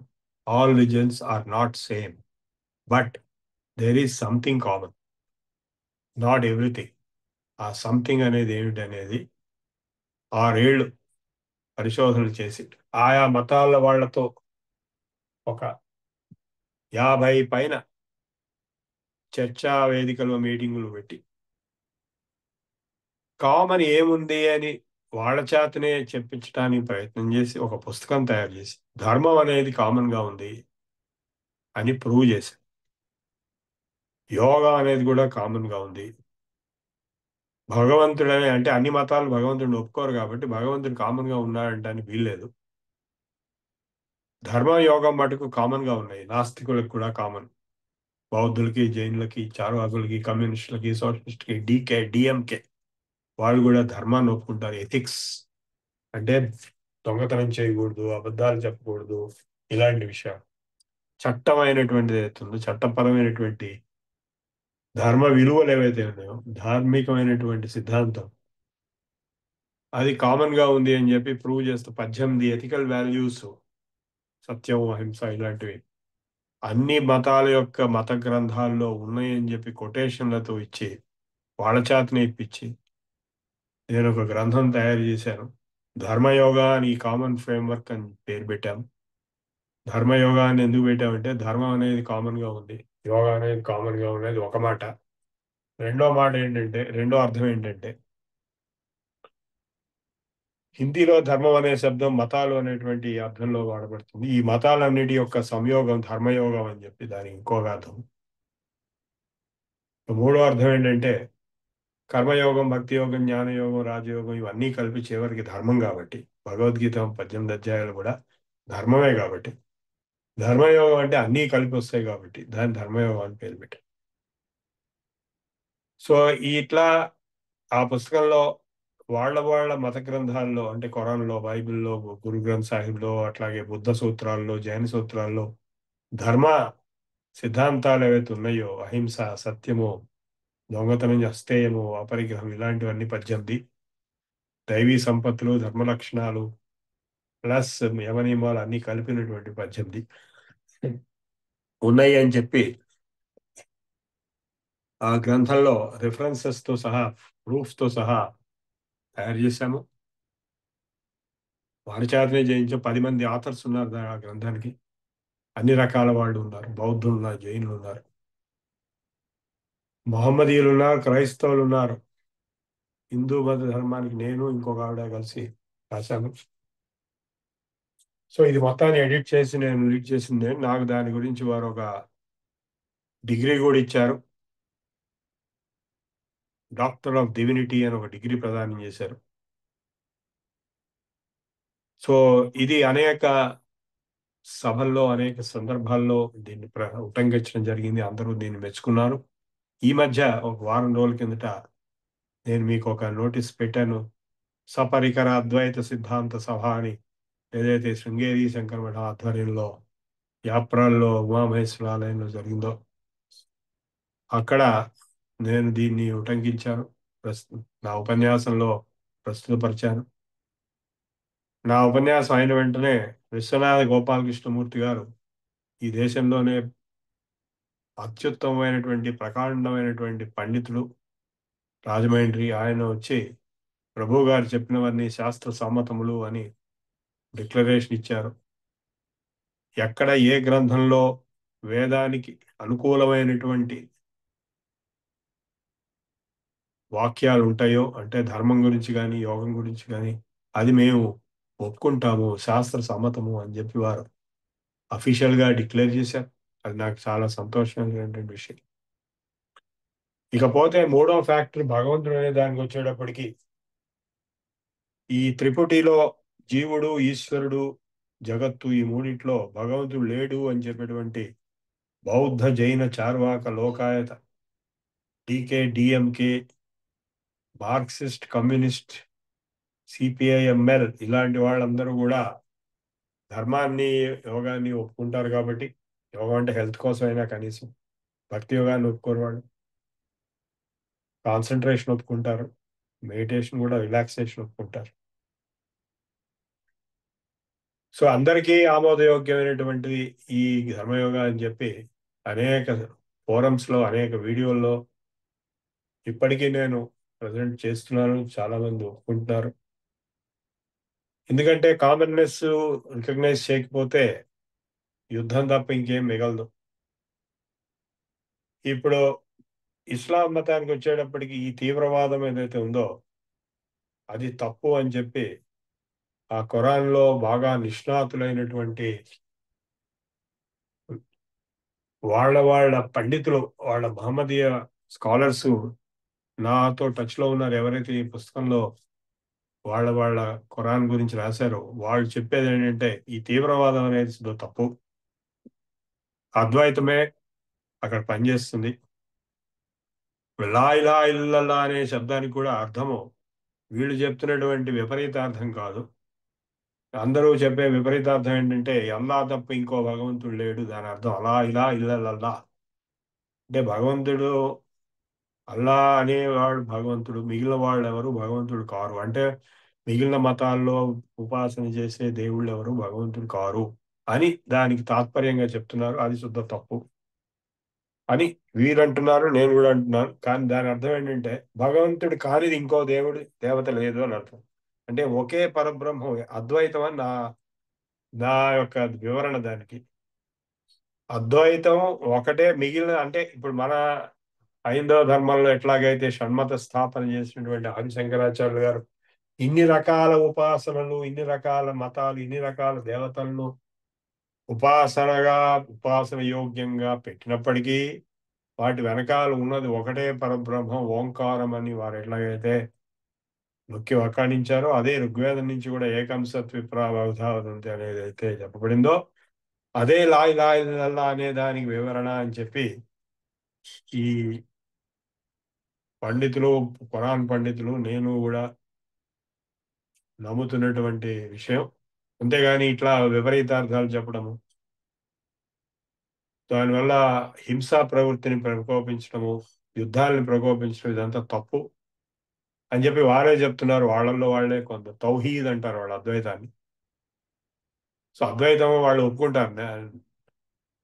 ఏకమేవ అద్వితీయం బ్రహ్మ నేహ నానాస్తి కించన అనేది ఏదైతే ఉందో అలాంటి దాని అర్థమే ఈ లా ఇలాహ ఇల్లల్లాహ్ అనేది అని చెప్పి ఏకం సత్ విప్రా బహుధావంతి అనేది అని చెప్పి వాళ్ళు అంటున్నారు. ఎవరైతే బాగా తెలిసిన వాళ్ళు, అంటే ఆధ్యాత్మికంగా వాళ్ళల్లో బాగా ఉన్నత స్థాయికి వెళ్ళిన వాళ్ళు ఇలా చెప్తున్నారు. అదే రాజకీయంగా పాకిస్తాన్లో ఈ యుద్ధం చేసేవాళ్ళు, ఈ సైనికులు, వీళ్ళ సైనిక సామ్రాజ్యవాదులు వీళ్ళందరూ దానికి విపరీతార్థాలు చెప్పి దానిలో హింసను ప్రేరేపించి యుద్ధాలు చేసి సామ్రాజ్యాలను ఏర్పాటు చేద్దామని ప్రయత్నం చేస్తుంది. ఇది ఒక భ్రమ. ప్రతివాడు భగవంతుడు ఒకడేనని చెప్తున్నాడు. మహమ్మదీయులు భగవంతుడు ఒకడేనని చెప్తారు, క్రైస్తవులు భగవంతుడు ఒకడేనని చెప్తారు, యూదులు భగవంతుడు ఒకడేనని చెప్తారు, ఆర్య సమాజం భగవంతుడు ఒకడేనని చెప్తారు, ఋగ్వేదం భగవంతుడు ఒకడేనని చెప్పింది, ఉపనిషత్తులు ఒకటే, ఏకమేవ అద్వితీయం, రెండోది లేనటువంటి ఒకే తత్వము. రెండోది ఉన్నది అని ఎప్పుడైతే మనం అనుకుంటామో ఆ క్షణంలోనే ద్వేషము, దుఃఖము, బాధ అన్ని మొదలవుతాయి. ద్వైతమూల మహో దుఃఖం అష్టావక్ర గీతలో కూడా. రెండవది లేదు, ఉన్నది ఒక్కటే, అదే ఆత్మతత్వం, అదే భగవతత్వం, అదే ఓంకారం, అదే పరబ్రహ్మం అని ఎప్పుడైతే ఎవరైనా తెలుసుకుంటారో వాళ్ళకి కం మోహ కశోక ఏకత్వమనుపశ్యత అని ఉపనిషత్తు ఘోషిస్తున్నది. ఏకత్వాన్ని చూసేవాడికి, అంటే అద్వైతాన్ని చూసేవాడికి మోహం ఎక్కడి, ద్వేషం ఎక్కడిది, శోకం ఎక్కడిది అన్నాడు, భయం ఎక్కడిది. సో ఆ అద్వైత తత్వాన్ని బోధించే గ్రంథాలు దాదాపు 350 గ్రంథాలు ఆదిశంకరులు రచించి, ప్రకటన గ్రంథాలతో సహా, భాష్యాలతో సహా, అందులో శిరోధార్యమైనటువంటిది, అతి ముఖ్యమైనటువంటిది ఈ దక్షిణామూర్తి స్తోత్రం అనేటువంటిది. మొత్తం అన్ని ఉపనిషత్తుల్లో ఏ అద్వైత సిద్ధాంతం చెప్పబడిందో దాని సారాంశం ఈ దక్షిణామూర్తి స్తోత్రంలో ఉన్నది అని చెప్పి నేనంటాం కాదు, గొప్ప గొప్ప వ్యక్తులు కూడా అన్నారు. శంకరాచార్యులు గారు కూడా అన్నాడని చెప్పి చాగంటి కోటేశ్వరరావు గారు కూడా అన్నాడు. అంటే మీరు అనేక శాస్త్రాలు, అద్వైత శాస్త్రాలని చదివి, చివరికి ఉపనిషత్తులు కూడా చదివి, భగవద్గీత కూడా చదివి ఏదైతే తత్వజ్ఞానాన్ని పొందుతారో అది మొత్తం ఈ దక్షిణామూర్తి స్తోత్రంలో నిబిడీకృతమైంది. అది ఇది ఒకటి చదివితే అన్ని బాధలు పోతాయి. అంటే మామూలుగా లౌకిక దృష్టిలో మన కర్మను బట్టి, మన పూర్వకర్మను బట్టి మనం పడే బాధలు, కష్టాలు ఇవన్నీ కూడా ఈ గ్రహస్థితిని బట్టి ఉంటాయి. గ్రహచారం బాగాలేదండి చూసారా, నీచగ్రహం గురుడు నీచబడ్డాడండి, అప్పుడు ఆ గ్రహస్థితి వల్ల వచ్చే బాధలు కూడా ఈ దక్షిణామూర్తి స్తోత్రం చదవటం వల్ల, వినటం వల్ల పోతాయని చెప్పి చాగంటి కోటేశ్వరరావు గారు స్వయంగా చెప్పడమే కాకుండా అనేక మంది అనేక చోట్ల చెప్పారు. శంకరాచార్యులు గారు స్వయంగా సూత సంహిత అనేటువంటి మహా ఉత్కృష్టమైన అద్వైత గ్రంథాన్ని 18 సార్లు వారు అధ్యయనం చేసి ఆ తర్వాత ఈ దక్షిణామూర్తి స్తోత్రాన్ని రచించారు అని చెప్పి చాగంటి కోటేశ్వరరావు గారు క్లియర్ గా వారి ఉపన్యాసాల్లో చెప్పారు. నేను ఆయన కలవటానికి వెళ్ళాను, అపాయింట్మెంట్ కూడా దొరికింది కాకినాడలో, అని నా ఫ్లైట్ టైం అయిపోవడం వల్ల వెళ్ళిపోవాల్సి వచ్చింది. విశ్వందర్పణ దృశ్యమాన నగరీ తుల్యం నిజాంతర్గతం పశ్యన్నాత్మని మాయయా బహిరివోద్భూతం యదా నిద్రయా తత్సాక్షాత్ కురుతే ప్రబోధ సమయే స్వాత్మానమేవాద్వయం తస్మై శ్రీ గురుమూర్తయే నమ ఇదం శ్రీ దక్షిణామూర్తయే. సో ఆ దక్షిణామూర్తికి నమస్కారం. ఎలాంటి దక్షిణామూర్తి? ఈశ్వరో గురురాత్మేతి మూర్తిభేద విభాగినే వ్యోమవత్ వ్యాప్తదేహాయ దక్షిణామూర్తయే నమః. దక్షిణామూర్తి అంటే ఎవరు? అసలు ఆ కథ ఏంటంటే, సనక సనందన సనత్ కుమార సనత్ సుజాతులైనటువంటి బ్రహ్మ మానస పుత్రులు గురువు కావాలని చెప్పి వెతుక్కుంటూ బ్రహ్మలోకం వెళ్ళి, బ్రహ్మ సరస్వతిని చూస్తున్నాడు స్త్రీలోలుడు అని చెప్పి వైకుంఠం వెళ్ళి అక్కడ లక్ష్మి విష్ణువుని పాదాలు ఒత్తుతుంటే ఇది లాభం లేదు అని చెప్పి కైలాసానికి వెళ్తే అక్కడ అర్ధనారీశ్వర తత్వాన్ని చూసి షాక్ తిని, మనకి బ్రహ్మచారి అయినటువంటి గురువు లేడు అని చెప్పి దుఃఖంతో దక్షిణం వైపు వస్తుంటే కైలాసం నుంచి వారికి కనపడుతుంది దక్షిణం నుంచి ఒక మూర్తి, దక్షిణామూర్తి. ఆయన దక్షిణం వైపు కూర్చుని కనపడ్డాడు దక్షిణం నుంచి. తర్వాత ఒక చెట్టు కింద, మర్రి చెట్టు కింద కూర్చుని వారికి ఉపదేశం చేశాడు. ఎలా చేశాడు ఉపదేశం? మౌనంతో చేశాడు. ఆయన గొప్ప సిద్ధ.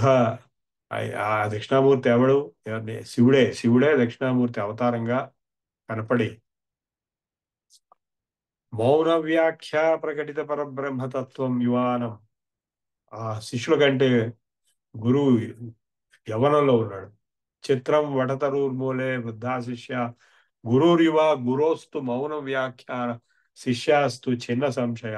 మౌన వ్యాఖ్య ప్రకటిత పరబ్రహ్మతత్వం యువానం పరిశిష్టాంతే రసదృశ గుణై ఆవృతై బ్రహ్మనిష్టైరాచార్యేంద్రం కరకలిత చిన్ముద్రం ఆనందరూపం స్వాత్మారామం ముదితవదనం దక్షిణామూర్తిమీడే విశ్వందర్పణ దృశ్యమాన నగరీ తుల్యం నిజాంతర్గతం పశ్యన్నాత్మ. నీ మనస్సులో ఉన్నటువంటి నీ సంస్కారాలతో, నీ కర్మ వాసనలతో నీకు అనిపిస్తున్నటువంటి విశ్వం బయట ఉన్నట్టుగా కలవలే కనపడుతున్నది. ఎప్పుడైతే నిద్ర నుంచి కల నుంచి లేచి నేనే ఉన్నాను, ఇదంతా కేవలం మాయా అని తెలుసుకుంటావో అటువంటి ఆ దక్షిణామూర్తిని నేను నమస్కారం చేస్తున్నాను. బీజస్యాంతరివాంకురో జగదిదం ప్రాగ్నిర్వికల్పం పునః మాయా కల్పిత దేశకాల కలన వైచిత్ర్య చిత్రీకృతం. ఒక బీజంలో ఒక మర్రి చెట్టు నిక్షిప్తమై ఉన్నట్టుగా నిర్వికల్పంలో ఈ జగత్తు మొత్తం నీలో నిక్షిప్తమై ఉన్నది. బయటికి మాయా వల్ల మాయా కల్పిత దేశకాల కలన వైచిత్ర చిత్రీకృతం.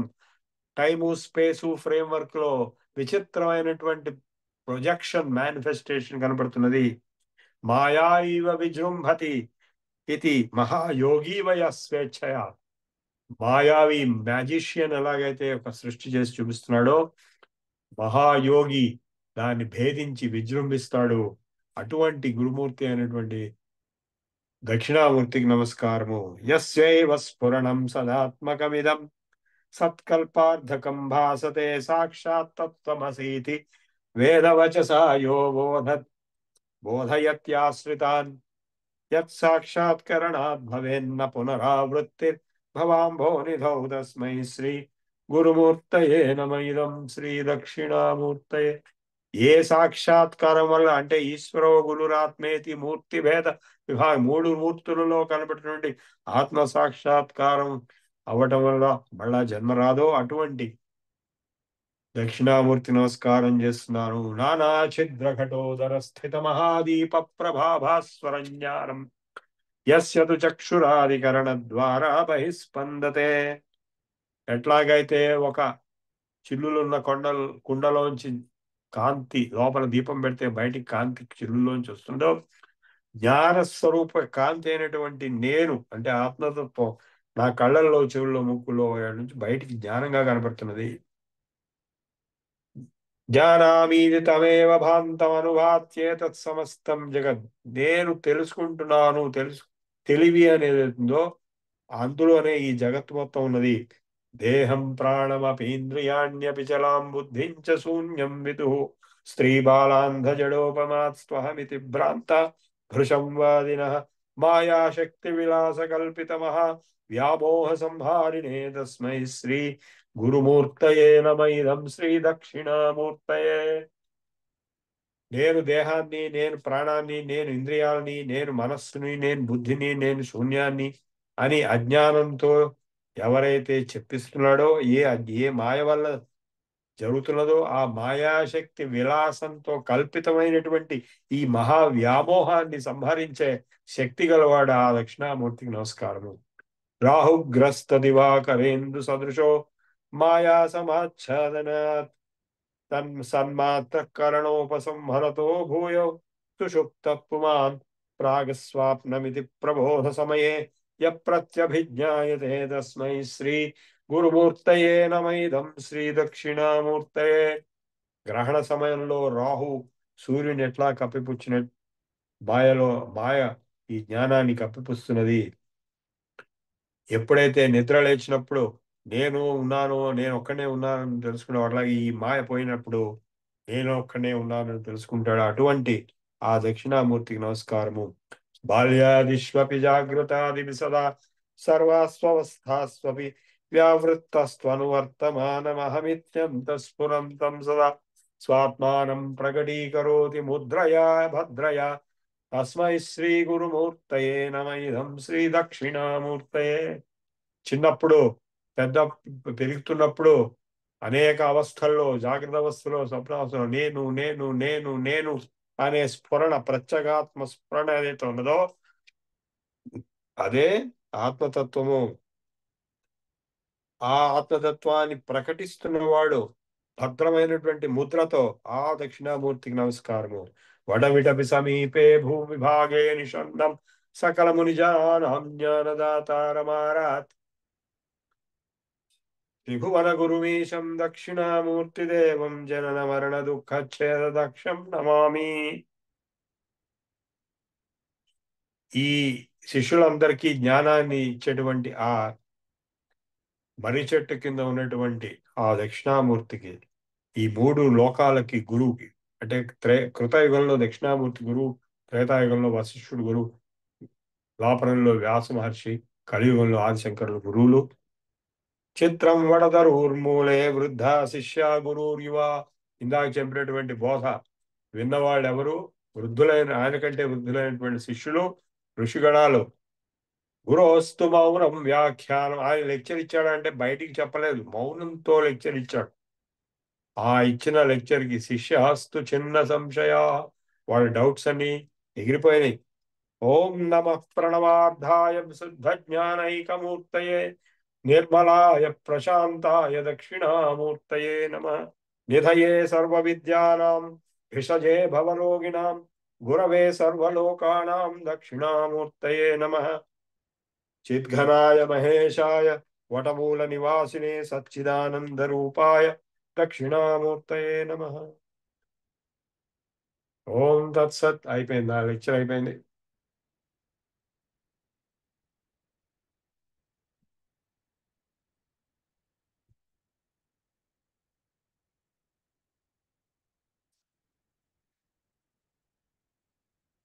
Any questions?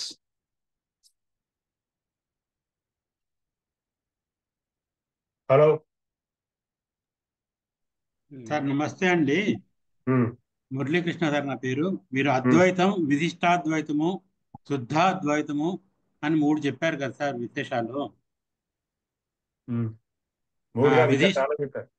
అంటే అద్వైతం వరకు ఈ మూడు తీసుకున్నానండి. మీరు చాలా చెప్పారు, మొత్తం 25 దర్శనాలు ఉన్నాయని చెప్పారు. ఉమ్. సో నాకు విశిష్టాద్వైతము, శుద్ధాద్వైతము గురించి పరిచయం లేదు. తర్వాత చెప్తారా మళ్ళీ ఎప్పుడన్నా అని. అసలు అంటే ఇవి అద్వైతానికి కొంత మార్పులు చేర్పులు చేసి సాధనా పద్ధతులు, ఉపాసనా పద్ధతులతో చెప్పబడ్డాయి. అలాగండి. విశిష్టాద్వైతం అంటే ఏం లేదు, ఈ బ్రహ్మము ఒక వ్యక్తి అంటే నారాయణుడు అని చెప్పడం. కాబట్టి నారాయణుడితో ఉపాసన చేయటం భక్తి యోగం చెప్పబడింది రామానుజాచార్యుల వారి చేత. అది శంకరాచార్యులు గారు కూడా చెప్పాడు. అంటే ఈ బ్రహ్మం అనేది నిర్విశేష నిర్గుణ పరబ్రహ్మం, అంటే ఒక బ్రహ్మ పదార్థము, అంటే వ్యక్తి కాదు అనే మీనింగ్ కూడా ఉంది. కాబట్టి దాన్ని భక్తి యోగంలో సాధించడం సాధ్యం కాదు. కాబట్టి పరబ్రహ్మ ఓంకారాన్ని వ్యక్తి రూపంలో వ్యక్తీకరించి, అంటే నారాయణుడుగా చెప్పి భక్తి యోగంతో ఉపాసనా మార్గం చెప్పబడింది. అది విశిష్టాద్వైతం. అదే ద్వైతం కూడా ఏమవుతుందంటే ఈ భక్తుడు భగవంతుడు అనే భక్తి మార్గం చెప్పబడింది. శుద్ధాద్వైతంలో కూడా భక్తి మార్గం రాధాకృష్ణ భక్తి చెప్పబడింది. అది వల్లభాచార్యుల గారు చెప్పారు. ఇట్లాగే ఓకే, నెక్స్ట్. డౌట్స్ ఎవరికైనా ఉన్నాయండి? ఇంకా మురళీకృష్ణ గారు. సాయిరామ్ సార్, నమస్తే. గారు. నమస్కారం అండి. నమస్కారం. చెప్పు. సార్, మీరు కొన్ని పుస్తకాలు రాసి శంకరాచార్యులు అంటే మన శృంగేరి పీఠంలో వాళ్ళు సత్కరించారని చెప్పారు కదా, ఆ బుక్స్ మాకు అందుతాయండి?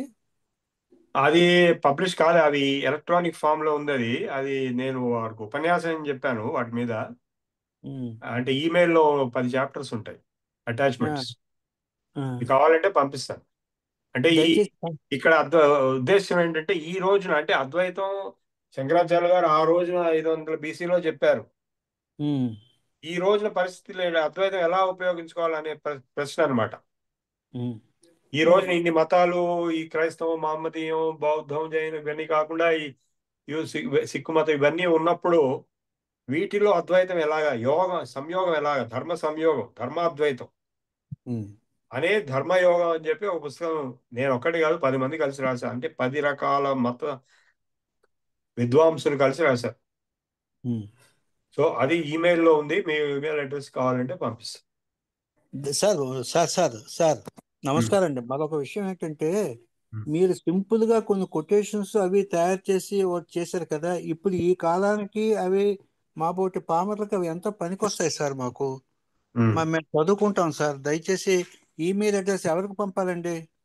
మీరు మీ ఈమెయిల్ అడ్రస్ నాకు గ్రూప్ లో పంపించండి. నేను ఆ ఈమెయిల్ కి నేను పంపిస్తాను ఆ బుక్.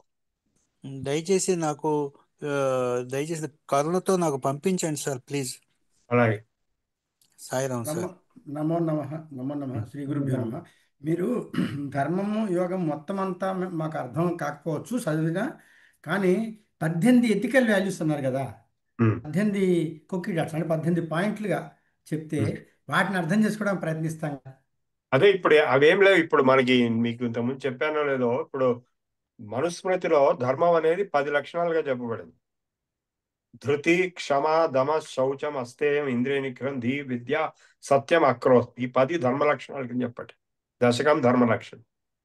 అదే ఇప్పుడు యమ నియమాలు ఉన్నాయి కదా మన యోగ దర్శనంలో, సత్యం, అహింస, బ్రహ్మచర్యం, అస్తేయం, అపరిగ్రహం, శౌచం, సంతోషం, తపస్వాధ్యాయ, ఈశ్వరపేణ. అది కాక ఇవి 20 కలిపి ఇంకా కొన్ని యాడ్ చేసి భగవద్గీతలో 26 దైవీ సంపత్ అని 16వ అధ్యాయంలో, నేను మీ 16వ అధ్యాయం చెప్పాను అప్పుడు, అభయం, సత్వ సంశుద్ధి, జ్ఞాన యోగ వ్యవస్థితి, దానం, దమశ్చ, యజ్ఞశ్చ, స్వాధ్యాయ, తప, ఆర్జవం, అహింస, సత్యం, అక్రోధ, త్యాగ, క్షాంతి, అపైశునం, దయా, భూతేషు, అలోలుప్త్వం, మార్దవం, హ్రీ, రచాపలం, తేజ, క్షమా, ధృతి, శౌచం, అద్రోహో, నా అభిమానిత. ఈ 26లో ఆ 10 ఉన్నాయి, ఈ 10 కూడా ఉన్నాయి, ఇంకా కొన్ని ఎక్స్ట్రా కూడా ఉన్నాయి. సో 26లో కొంచెం అడ్వాన్స్డ్ తీసేసి, అంటే జ్ఞానయోగ వ్యవస్థితి ఇలాంటివి తీసేసి 18 ఐడెంటిఫై చేశాము. ఆ 18 ఒక టేబుల్లో పెట్టాము. ఫస్ట్ కాలంలో హిందూ శాస్త్రాల్లో ఎక్కడెక్కడ వాటి రిఫరెన్స్ ఉన్నాయి, రెండో కాలంలో బైబిల్లో ఎక్కడెక్కడ ఉన్నాయి, మూడో కాలంలో ఖురాన్ ఉంటే ఉన్నాయి, లేకపోతే లేదు, బ్లాంక్. అలాగే గురు గ్రంథ్ సాహిబ్, లేకపోతే బుద్ధ సూత్రాలు, జైన సూత్రాలు, ఇట్లా రిఫరెన్సెస్ అన్ని వాళ్ళ చేతే ఏర్పాటు చేయించాను. తర్వాత వాటిని ఒక్కొక్కదాన్ని ఎక్స్పాండ్ చేస్తూ వాళ్ళ చేత చాప్టర్స్ రాయించాను. అది ఆ బుక్ లో ఉంది. ఓకే. ఓకే అండి, ధన్యవాదాలు. సార్ గారు. సార్ సార్ ఆ, ఆ. సార్ నమస్కారం అండి. సార్ ఒక చిన్న రిక్వెస్ట్, తెలిసి మాట్లాడుతున్నాను సార్, తెలిసి మాట్లాడుతున్నాను. మీరు చార్వాకం, జాబాలి, ఇంకా జైనులు, ఇంకా కొన్ని కొన్ని వాళ్ళు ఒక ఒక ఒక విధమైన పద్ధతిలో మూర్ఖంగా వాదిస్తుంటే దాన్ని ఖండించారు శంకరాచార్యులు. ఇప్పటికీ ఎందరో మహాత్ములు మీ బోటి పెద్దలు చెప్తున్నారు. అది చెప్పింది వాళ్ళకి అర్థం కాక, లేకపోతే మాకు తెలిసిందే వేదం అనే పద్ధతిలో వాళ్ళు ఉన్నారా? ఇప్పటికీ అవి చెలరైపోయి మాట్లాడుతున్నారు. ఇప్పటికీ రకరకాల బుక్కులు రాసేస్తున్నారు. వచ్చిన బాధ. వాళ్ళు ఇప్పుడు ఏంటంటే నే పట్టుకున్న కుందేడు మూడే కాళ్ళు అనే టైప్ అన్నమాట. వాళ్ళే కాదు, ముస్లిమ్స్ కూడా అంతే, క్రిస్టియన్స్ కూడా అంతే. వాళ్ళు ఎవరిది వినరు. నే పట్టుకున్న కుందేడు మూడే కాళ్ళు అని. ఇప్పుడు ఈయన రవిశంకర్ కూడా ఒకసారి వాగ్వాదం చేశాడు పబ్లిక్ గా ఆ జాకీర్ నాయక్ తో. చివరికి ఆయన అదే చెప్పాడు రవిశంకర్ కూడా, ఇది ఆర్ట్ ఆఫ్ లివింగ్, వీళ్ళు నే పట్టిన కుందేడు మూడే కాళ్ళు అనే రకాలని కూడా అదే స్టేట్మెంట్. ఏంటంటే వాళ్ళు క్లోజ్డ్. వాళ్ళు ఇప్పుడు ఎట్లయితే గుర్రానికి ఇలా కట్టేసి స్ట్రైట్గా వెళ్ళమని అంటారో అట్లాగే వీళ్ళు ఇంకోటి ఏది వినరు, మాట్లాడరు. ఇప్పుడు ఈ వహాబీ, సలాఫీ, ఇంకా ఇట్లా కొందరు ఉన్నారు, వాళ్ళు అతివాదులు అనమాట, తీవ్రవాదులు. వాళ్ళు ఈ దేవబందీ అని, తర్వాత ఈ బరేలీ అని, వీళ్ళంతా ఇక్కడ పెట్టారు. మన ఇండియాలోనే వీళ్ళని పెట్టారు. ఇవన్నీ మన వాళ్ళే ఇండియన్సే పెట్టారు, బావుట్ అరేబియా వాళ్ళు కాదు. వీళ్ళు ఈ అతి తెలివితేటలతో ఈ సిద్ధాంతాలన్నీ ఒకటి పెట్టుకున్నారు అనమాట. అవి పెట్టి ఇప్పుడు ఈ పాకిస్తాన్లో వాళ్ళకి అదే వాళ్ళకి ఆధారం. ఈ పాకిస్తాన్ పెట్టిందే ఆధారం మీద. మౌదూదీ అని ఒకడు ఉండేవాడు, ఆయనే పెట్టించాడు పాకిస్తాన్. ఆయనే ఈ బరేలీ, ఈ దేవబందీ సిద్ధాంతాలన్నీ పెట్టి, అంటే అసలు హిందూ మతానికి పూర్తి ద్వేషం అనమాట. అందులో కొందరు వీళ్ళు ఈ సూఫీలు వాళ్ళేమో కొంచెం పర్వాలేదు, అంటే కొంతవరకు వాళ్ళు సింక్రెటిజం అంటారు. ఇది ఇవన్నీ ఇలా ఉండగా అసలు సత్యం ఏమిటి అనేది వాళ్ళకి అక్కర్లేదు. కానీ అసలు సత్యం ఏమిటనేది గొప్ప గొప్ప వ్యక్తులు ఇంకో విధంగా చెప్పారు. ఎవరు? రామకృష్ణ పరమహంస చెప్పాడు. రామకృష్ణ పరమహంస అని కాదనేంత శక్తివంతులు ఈ దేశంలో ఎవరు లేరు అనుకుంటా. వివేకానందకే గురువు ఆయన చెప్పింది కూడా, అన్ని మతాల్లో చెప్పబడుతున్నది ఒకటే భగవతత్వము, అనేక రకాలుగా, అనేక రూపాలుగా, అనేక మార్పులతో, చేర్పులతో చెప్పబడింది అని చెప్పి ఆయన కూడా అన్నాడు. తర్వాత మాణిక్య ప్రభు మహారాజ్ అనే ఒక మహాయోగి, అంటే 5 అవతారాల్లో ఒకడైనటువంటి మాణిక్య ప్రభు మహారాజ్, ఆయన పేరు మీద నా పేరు కూడా వచ్చింది, నేను ఆయన వరంతో పుట్టాను కాబట్టి. ఆయన సకల మత సిద్ధాంతం అని ఒకటి చెప్పాడు. సకల మత సిద్ధాంతం అంటే ఏంటంటే, వివేకానంద కూడా అదే చెప్పాడు, లెట్ 1000 రిలీజియన్స్ బ్లూమ్ అన్నాడు. అంటే 1000 మతాలు ఉన్నా కూడా భగవంతుడిని ఒప్పుకునేవి, భగవంతుడి తత్వం ఒక చిన్న స్టెప్ ఒప్పుకున్నా కూడా, ఒకటి ఒప్పుకుంటారు, ఇంకోటి 2 ఒప్పుకుంటారు, ఇంకోటి 3 ఒప్పుకుంటారు, ఇంకోటి 4 ఒప్పుకుంటారు, ఇట్లా అన్ని ఒప్పుకుంటే చివరికి వేదాంతమే, అద్వైతమే అని చెప్పాడు. ఎవరు? వివేకానంద చెప్పాడు. ఆయన షికాగోలో చెప్పిందే ఇది. అందుకే ఆయనకి అంత ప్రాచుర్యత, ప్రాబల్యత వచ్చింది. రామకృష్ణ మఠం పెట్టేంత కెపాసిటీ వచ్చింది. ఈ మాణిక్య ప్రభు మహారాజ్ ఇక్కడ కర్ణాటకలో, అంటే హైదరాబాద్ దగ్గరే, ఆయన అనేక సిద్ధ పురుషుడు కాబట్టి అనేక సిద్ధులు అందరికీ ఉపయోగం, అంటే చచ్చిన వాడిని బతికించి పిల్లలు లేని వాళ్ళు పిల్లలు పెట్టాలి. నేను కూడా పిల్లలు లేని మా తల్లిదండ్రులు నేను పుట్టాను. అవన్నీ చేసిన మహాయోగి పుంగవుడు కాబట్టి ఆయన ఆత్మతత్వం, బ్రహ్మతత్వం ఒకటే. మీరు ముస్లింలుగా చెప్పుకున్నా, లింగాయతులుగా చెప్పుకున్నా, ఇంకోటి చెప్పుకున్నా చివరి భగవతత్వం ఒకటే అని, అద్వైతమే మళ్ళీ ఆయన చెప్పాడు. ఆయన మంత్రం కూడా ఉంది. ఆయన భక్తకారి కల్పద్రుమ గురు సార్వభౌమ శ్రీమద్రాజాధిరాజ యోగి మహారాజ త్రిభువనానంద అద్వైత అభేద నిర్గుణ నిరంజన నిర్వికల్ప నిరాలంబ పరిపూర్ణ సదోదిత సకల మత స్థాపిత సద్గురు మాణిక్య ప్రభు మహారాజ్కి జయ హో, సకల మత విజయ హో అని ఆ మంత్రం అది. సో ముస్లిమ్స్ వెళ్ళి మీరు ముస్లిం అయితే బాగుండేదని అడిగితే ఆయన చెప్పిన జవాబు ఏంటంటే, మీ అల్లా కేవలం ముస్లింలకే దేవుడా, లేదా మొత్తం అందరికీ దేవుడా అంటే వాళ్ళు నోరు మూసుకుని వెళ్ళిపోయినారు. సో అంటే భగవతత్వం అనేది, భగవంతుడు అనేది ఒక్కడే. మీరు ఎన్ని రకాలుగా చెప్పినా, ఎన్ని దేవతా రూపాలను ఉపాసించినా, ఏకం సత్ విప్రాభవధావదంతి అని ఋగ్వేదమే చెప్పింది. అటువంటిది వీళ్ళు కాదని అది వినకుండా మేము చెప్పిందే కరెక్ట్, మిగిలినంతా తప్పు, మిగిలిన వాళ్ళని కొడతాము చంపుతాము అని ఒక పిడివాదం అంటారు సరే, వితండవాదం, ఆ టైప్ అన్నమాట వీళ్ళు.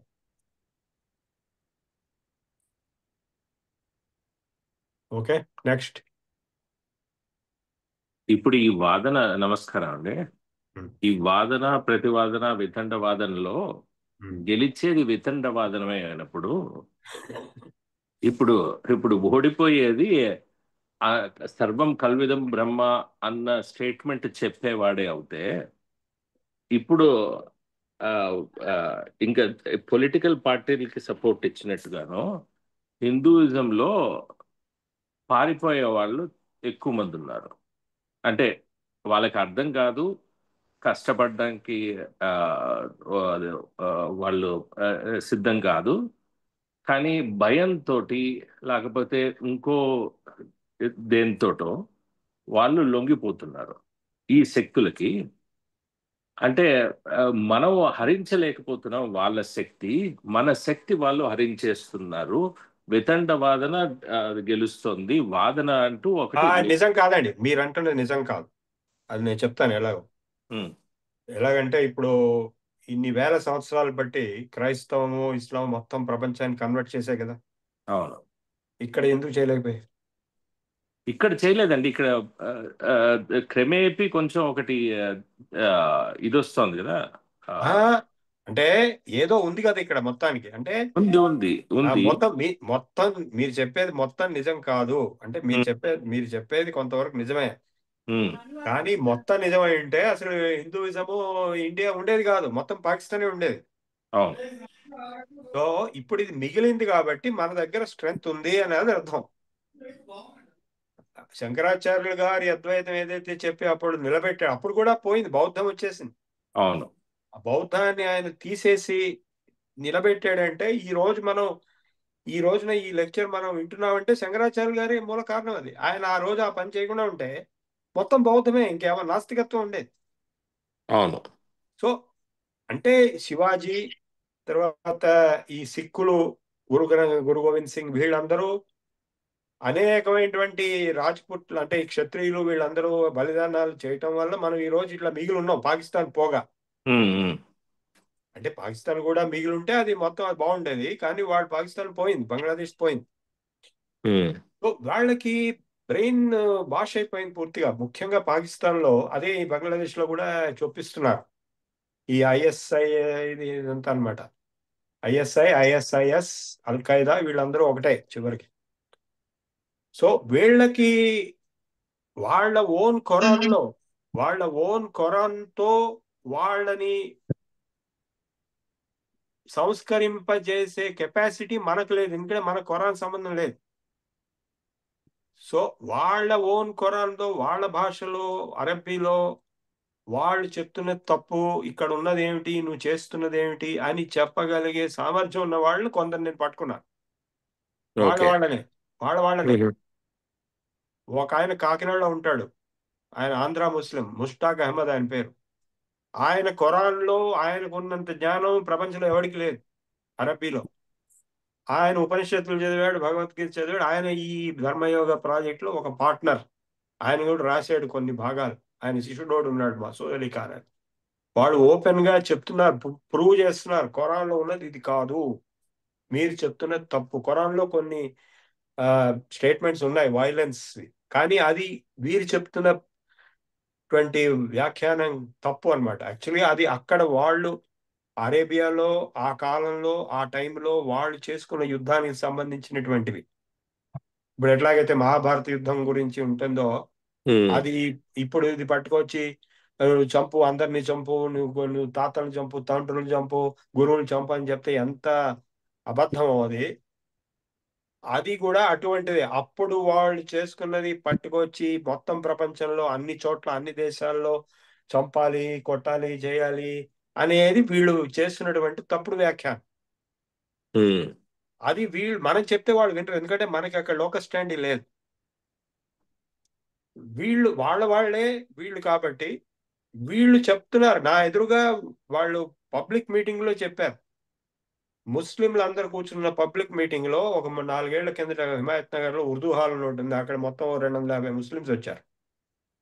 సో నేను స్టేజ్ మీద ధర్మయోగం హిందూ మతం గురించి చెప్తున్నాను, ఈయన ముష్తాక్ అహ్మద్ అనేవాడు వాళ్ళందరికీ నా ఎదురుగా చెప్పాడు, భగవద్గీత, ఉపనిషత్తులు, వేదములు ముస్లింలకి పవిత్ర గ్రంథాలు ఖురాన్కి ముందు అని ఖురాన్లో కూడా ఉంది, నేను నిరూపణ చూస్తున్నాడు.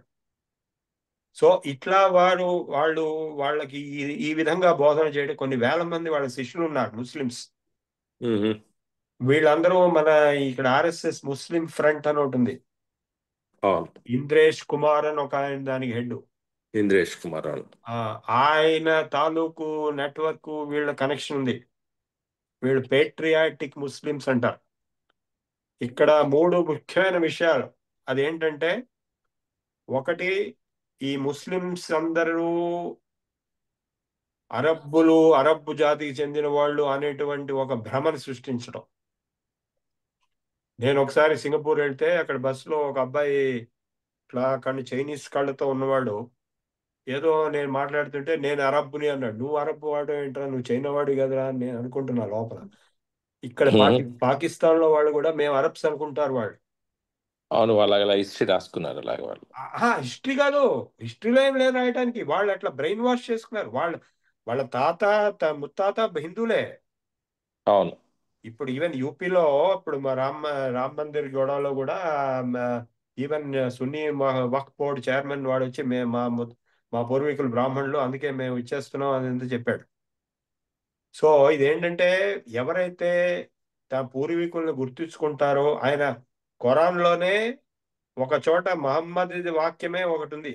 మహమ్మద్ నిజంగా ఉన్నాడా అనేది కల్పితం, అది పక్కన పెడితే అంటే ఆయన అప్పుడు యుద్ధం చేసి ఆ యుద్ధంలో కూడా బంధువులతోటి యుద్ధం చేయడం వల్ల బంధుత్వాన్ని పోగొట్టుకోకూడదు, బంధుత్వంలో ఐడెంటిటీ ఉంచుకోవాలి అని చెప్పిన స్టేట్మెంట్ ఖురాన్లో ఉంది. అది వీళ్ళు ఫాలో కావట్లేదు. ఇప్పుడు నాకు తెలిసిన వాళ్ళు ఎవరైతే ఈ 3 ముఖ్యమైన విషయాలు చెప్తున్నారు. ఒకటి, మీ పూర్వీకులు ఎవరు, మీ బంధువులు ఎవరు అనేది తెలుసుకోండి, కాదు బయటికి చెప్పండి. హిందువులే అందరూ, ఫలానా వాడు ఫలానా భట్ అని పేరు పెట్టుకుని, ఫలానా రాణా అని పేరు పెట్టుకుని, ఫలానా వీళ్ళందరూ ఇప్పుడు ఈ నవాజ్ షరీఫ్ వీళ్ళందరూ రాజ్కోట్స్. అలాగే వాళ్ళు సేఠి అని, ఇంకోటి రాణా అని, ఇంకోటి రాజా అని, ఇవన్నీ పేర్లు ఉంటాయి వాళ్ళకి. ఈ కాశ్మీర్లో కూడా భట్ అని, ధర్ అని ఇవన్నీ ఉంటాయి, ఇప్పటికీ ఉంటాయి. మక్బూల్ భట్ అని వాడిని ఉరితీశారు, వాడు బ్రాహ్మడే, వీళ్ళందరూ బ్రాహ్మలే. అది ముందు గుర్తు పెట్టుకుని ఒప్పుకోవాలి. ఒప్పుకోకుండా వాడు మేమంతా అరబ్బీలు అని చెప్పుకోవడం అనేది పచ్చి భూత అబద్ధం. రెండోది, వాళ్ళు చెప్తున్నది ఖురాన్లో ఉన్నది ఏంటంటే, దేశాన్ని ఒప్పుకోవాలి. ఏ దేశంలో ఉన్నావు ఆ దేశానికి నువ్వు లాయల్టీ చూపించాలి. అంతేగాని వేరే అరబ్ దేశానికి కాదు. Mute your mics. అరబ్ దేశానికి లాయల్టీ చూపించండి అని ఎక్కడా చెప్పలేదు. నీ దేశానికి నువ్వు లాయల్టీ చూపించమనే చెప్పింది ఖురాన్లో కూడా. అది వీళ్ళకి తెలియదు. సో నీ దేశానికి ఎప్పుడైతే నువ్వు లాయల్టీ చూపిస్తావో, నీ పూర్వీకులకు ఎప్పుడైతే నువ్వు లాయల్టీ చూపిస్తావో, మొత్తం 50% ప్రాబ్లం సాల్వ్ అయిపోయింది. ఈవెన్ పాకిస్తాన్లో కూడా. పాకిస్తాన్ ఇండియా కదా 1947 ముందు పాకిస్తాన్ ఏంటి? సో మేము ఇండియన్స్, మేము హిందూస్, మా పూర్వీకులు హిందూస్ అని ఎప్పుడైతే వాళ్ళు ఒప్పుకుంటారో ఆ ప్రాబ్లం సాల్వ్ అయిపోయింది. ఇంకా మూడోది ముఖ్యమైన విషయం వీళ్ళు చెప్తున్నది ఏంటంటే, ఖురాన్లోనే ఈ ప్రాచీనమైనటువంటి సనాతనమైనటువంటి ధర్మాన్ని మొట్టమొదటి గ్రంథమైనటువంటి, అంటే వేదం అనే శబ్దం లేకపోయినా అవ్వల్ అని మొట్టమొదటి ఆది గ్రంథం అనే శబ్దం ఉంది. దీనుల్ ఖయ్యూమ్ అనే శబ్దం ఉంది, అంటే సనాతన ధర్మం అనే శబ్దం ఉంది. ఆ సనాతన ధర్మాన్ని ఆది గ్రంథం నుంచి అనేక గ్రంథాల్లో చెప్తూ వచ్చారు. అనేకమైనటువంటి గురువులకి ద్వారా, ప్రవక్తల ద్వారా. అంటే నూహ్ అని ఒక శబ్దం ఉంది. నూహ్ అంటే మనువు అని చెప్పి వీళ్ళు నిర్ధారణ చేశారు, వైవస్వత మనువు. సో నూహ్ ద్వారా మేము ఈ జ్ఞానాన్ని, ఈ ధర్మాన్ని ప్రబోధించాము అని రాసింది అక్కడ. అంటే మనుస్మృతి కూడా ధర్మమే అని ఖురాన్లో చెప్పినట్టుగా వీళ్ళు నిరూపిస్తున్నారు. సో అయిపోయాయి ఈ మూడిటితోటి మొత్తం ఫినిష్డ్. ఇంకా పోతే భగవతత్వానికి వచ్చేటప్పటికి భగవంతుడు ఒక్కడే అని చెప్తున్నప్పుడు 20 మంది, ఇప్పుడు 5 మతాల ఆచార్యులు 5 మతాల నుంచి స్టేజ్ మీద భగవంతుడు ఒక్కడే అని చెప్తే 5 ఒక్కళ్ళు ఉన్నారా? ఒక్కడే 5 అయినాడా? ఒకడేనని చెప్పాల్సి వస్తుంది. ఎప్పుడైతే భగవంతుడు ఒకడే నువ్వు ఒప్పుకుంటావో ఫినిష్డ్. ఈ ఈ నాలుగిటితోటి మొత్తం ఫినిష్ వరల్డ్ పీస్ వచ్చేస్తుంది. ఓకే, ఐ థింక్ టైం అయిపోయింది. Let us close. ఓకే, నమస్కారం. ఓకే ఓకే, ధన్యవాదములండి. నౌ విల్ గో ఫర్ ప్రార్థన. రామకృష్ణ గారు. స్వస్తి ప్రజాభ్యః పరిపాలయంతాం న్యాయేన మార్గేణ మహీం మహీషాః గోబ్రాహ్మణేభ్యः శుభమస్తు నిత్యం లోకాः సమస్తాः సుఖినో భవంతు. కాలే వర్షతు పర్జన్యః పృథివీ సస్యశాలినీ దేశోऽयं క్షోభరహితో బ్రాహ్మణः సంతు నిర్భయాः అపుత్రాः పుత్రిణः సంతు పుత్రిణः సంతు పౌత్రిణः అధనాः సదనాः సంతు జీవంతు శరదాం శతం. సత్యం వద ధర్మం చర స్వాధ్యాయాన్ మా ప్రమదః. సర్వే భవంతు సుఖినః సర్వే సంతు నిరామయాః సర్వే భద్రాణి పశ్యంతు మా కశ్చిద్ దుఃఖభాగ్ భవేత్. ఓం శాంతి శాంతి శాంతి. ఓం పూర్ణమదః పూర్ణమిదం పూర్ణాత్ పూర్ణముదచ్యతే పూర్ణస్య పూర్ణమాదాయ పూర్ణమేవావశిష్యతే. ఓం శాంతి శాంతి శాంతి. సర్వే జనా సుఖినో భవంతు. స్వస్తి. ఓకే, ధన్యవాదములండి. Now will go for Jana Gana Mana national anthem. Vasundhara గారు. जनगणमन अधिनायक जय हे भारत भाग्य विधाता पंजाब सिंध गुजरात मराठा द्राविड उत्कल वंग विंध्य हिमाचल यमुना गंगा उच्छल जलधि तरंगा तव शुभ नामे जागे तव शुभ आशीष मांगे गाहे तव जय गाथा जनगण मंगलदायक जय हे भारत भाग्य विधाता जय हे जय हे जय हे जय जय जय जय हे जय हे.